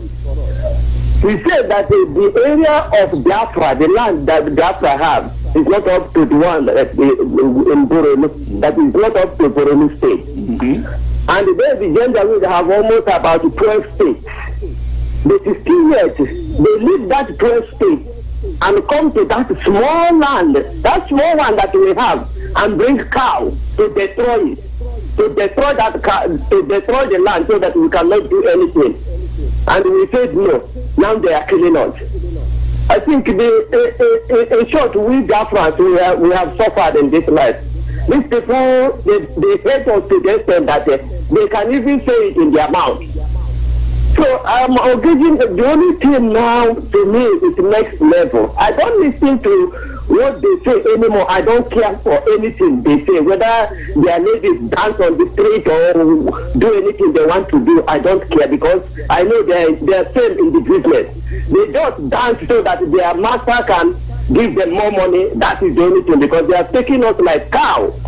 We are the milk to them, so they cannot leave us. They will never leave us unless we go out by ourselves. And that is the reason why we must support ESN. I'm also engaging most of our brothers, our Biafra brothers, who are wicked, who are enemy of progress, who hear what is happening. They don't want to join us. They are just, when you come to Biafra and talk to go through him about the agitation, about what we are doing, he will now start telling you so many stories. He say he loves, he likes what Nnamdi Kanu is doing, but what are you doing? You're not doing anything. How can you say you support somebody? And I asked them, okay, the church where you going, the Catholic where you go, didn't they baptize you? Don't you pay tithes? Don't you give gifts? So you're not doing anything to IPO, you're not doing anything for your own even security. You hate yourself. So they said you can't even contribute to your own security. Now, sometimes, sometimes these people are making us angry, and every day they come with their new tactics. But to me, all Biafrans, we must know that the only thing we have now is to support ESN, and so that we come out from these people, because they don't like us. They hate us all the way. They hate us all the way. They call our leader so many names, terrorists or this, but me, I call Hamadike. Aga boyo Nnamdi Kanu. Aga boyo Hamadike. Aga boyo Nyendu. Aga boyo Nyamuma. Aga boyo Nyenzoputa. Biafra nine.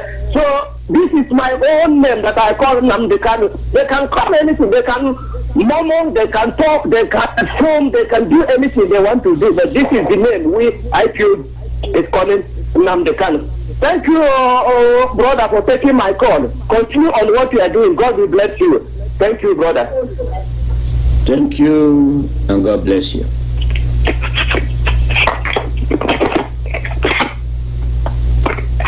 Let us look at the situation. These are the same people that are committing the crimes. They are the ones attacking Oduduwa. They are the ones attacking Middle Belt. They are the ones attacking Biafra land. What do they want to gain? Biafra size will fit perfectly in part of Brunei and remain. It's not even up to half of Brunei. But they are here fighting for your land. Caller, your name and where you calling from? Good morning, Dr. Alozio. Ben, welcome. How are you? Your lecture this morning is just extraordinary. And not only extraordinary, you put in a lot of time in preparing it, because it's so marvelous. I love you, my brother. Dr. Alozio, I love you. Thank you. Let me be a little philosophical this morning, because I'm touched with your lecture this morning. You know, if you look at that 1999 Constitution, I want everybody to pay particular attention. If anybody thinks that Abu Salam put that thing together, you don't know yourself. This is a complete handprint of the British. I want you to understand that.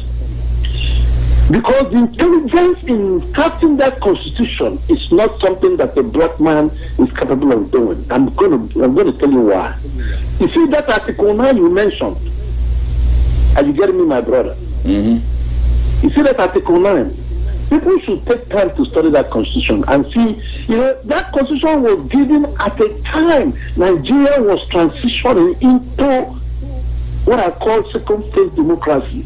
After the Northern military interventions and which Buhari started in 1983, and then culminating to the first attempt to give us democracy with the June 12th election that was annulled in 1993 by the Bangida. Military continued. So before they allowed us in 1999 to go democratic, and then bringing in a very weakened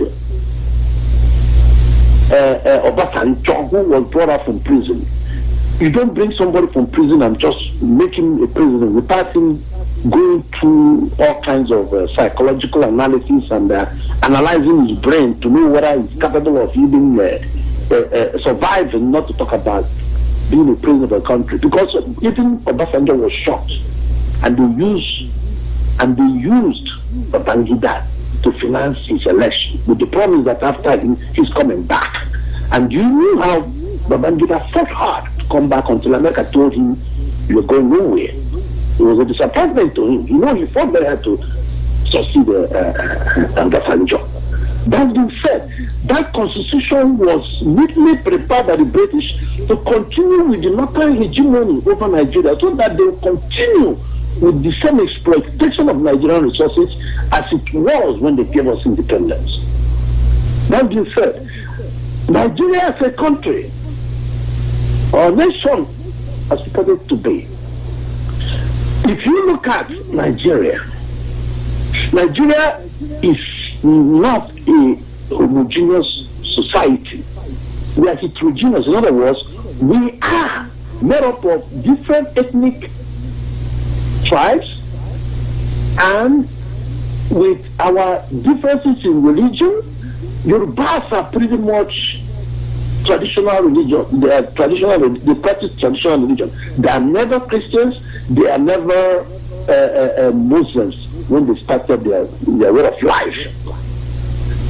All these things that we see in Yoruba land, and do you know that Roman Catholic does not exist in Yoruba land? Now,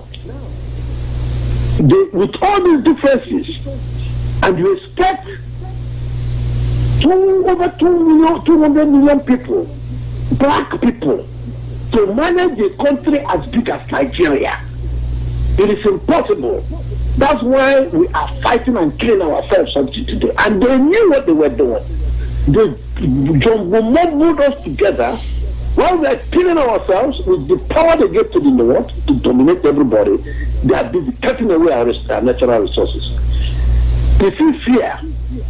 Fear is the greatest enemy of mankind.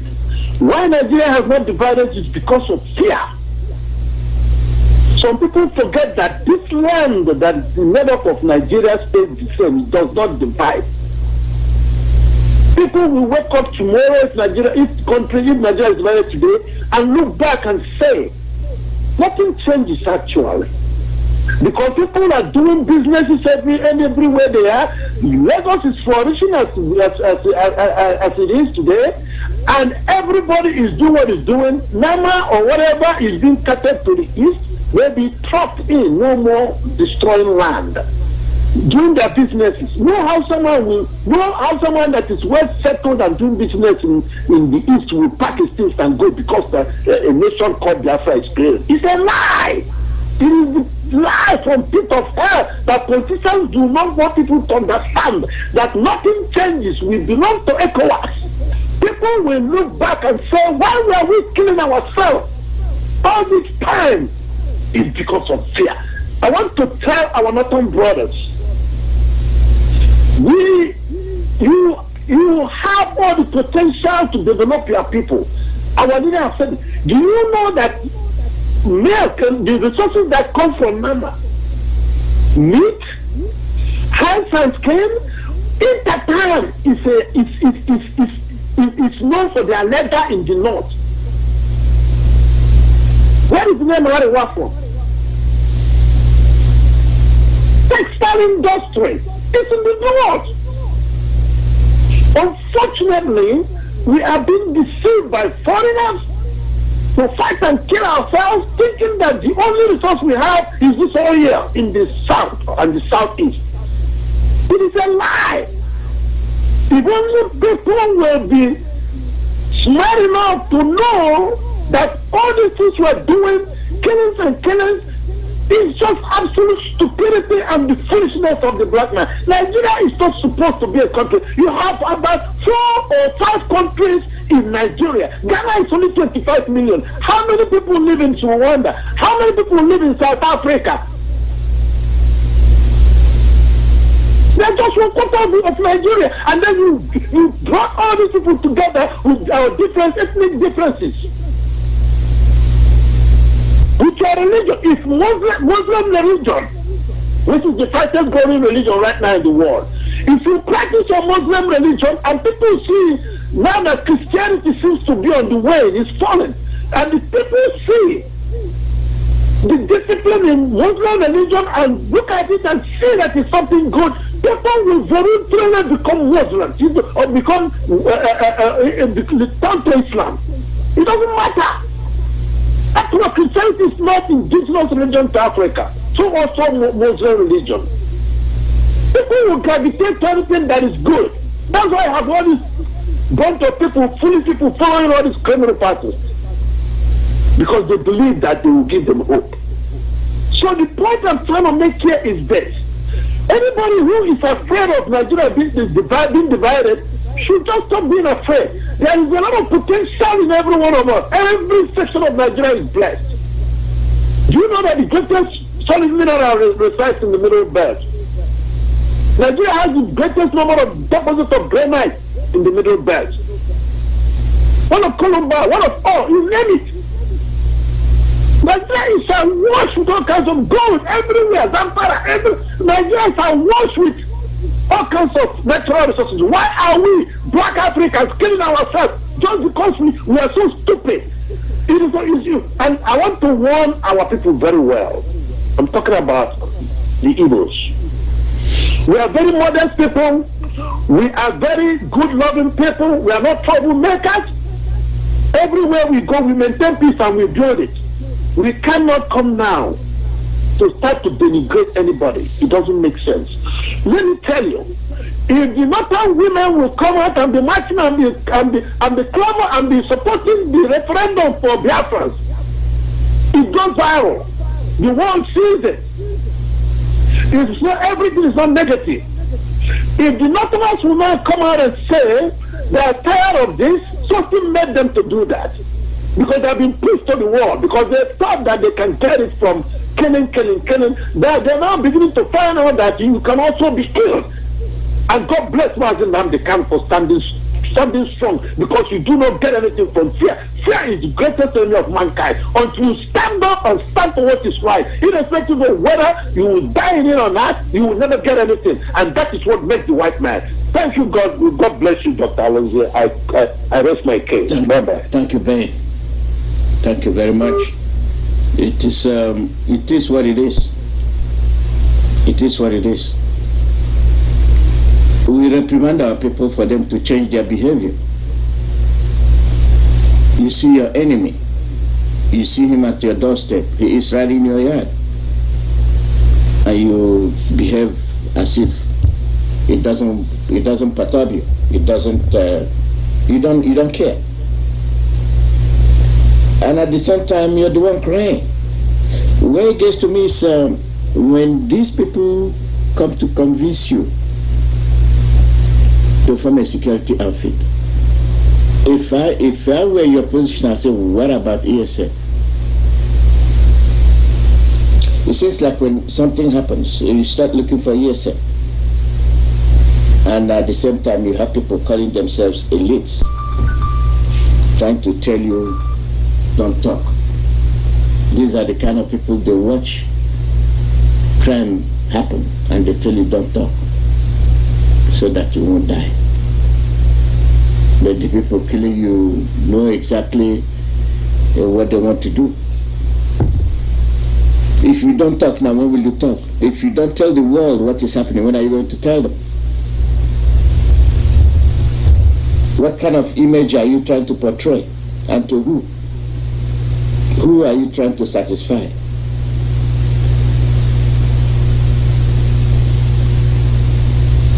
These are the questions. Who are you trying to impress? At the end of the day, you're left with the problem. You're being an elite. What makes you an elite? Who are you trying to impress? Because the people you're talking to know that you cannot be able to do what our leader is doing. And that is lack of judgment, is an indication of poor judgment. Poor judgment. And when you exercise that your poor judgment, you want others to listen to you. I've been watching this. All some people do is sit down at one corner of the Facebook and keep writing nonsense. I still have respect for my Dudua brothers. The way they responded to the Fulanis, quite different. It says war. War is here. Not only did they raise an alarm, they prepared. And we have those who said they are governors. With the narratives I made today, ask yourself, where do you stand? Where do you stand? It's a lesson that I bring up so that people must surely understand what the whole thing we are doing is all about. And I know it's mostly too hard for certain people, but at the same time I have to do it the way I want to do it. It didn't finish. Tomorrow I'll continue some more. They have killed us, they have maimed us, stolen from us, laid us on the road. And you got to a point, Ali, that got mad. Don't give them any more money. You give them money, they still kill you. You give them money, they still beat you up.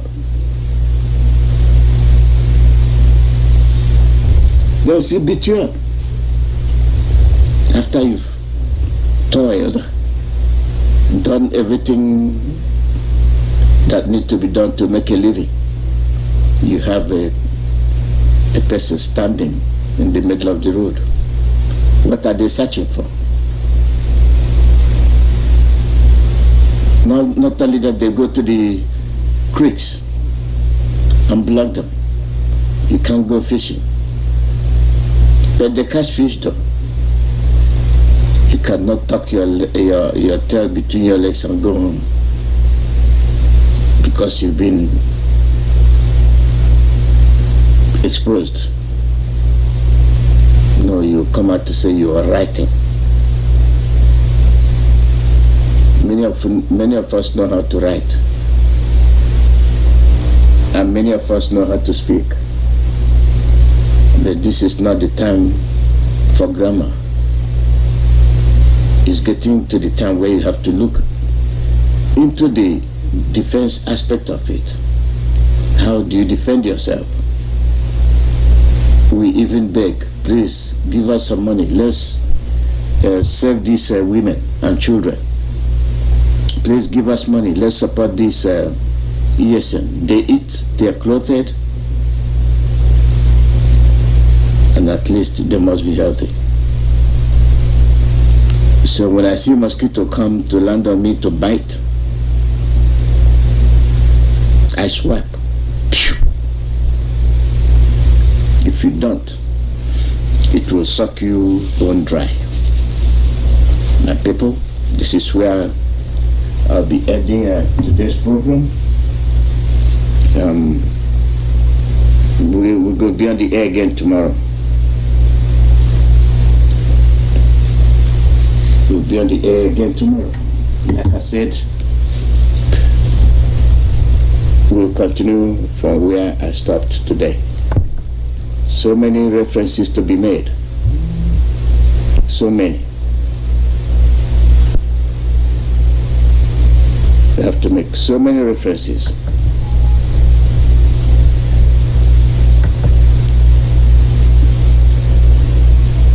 I thank all of you.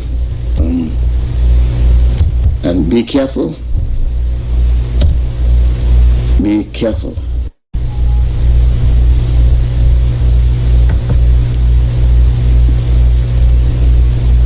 I thank all of you. And be careful. Be careful.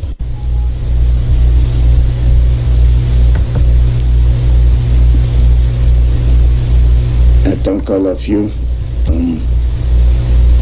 And be careful. Be careful. I thank all of you. And be careful. Be careful.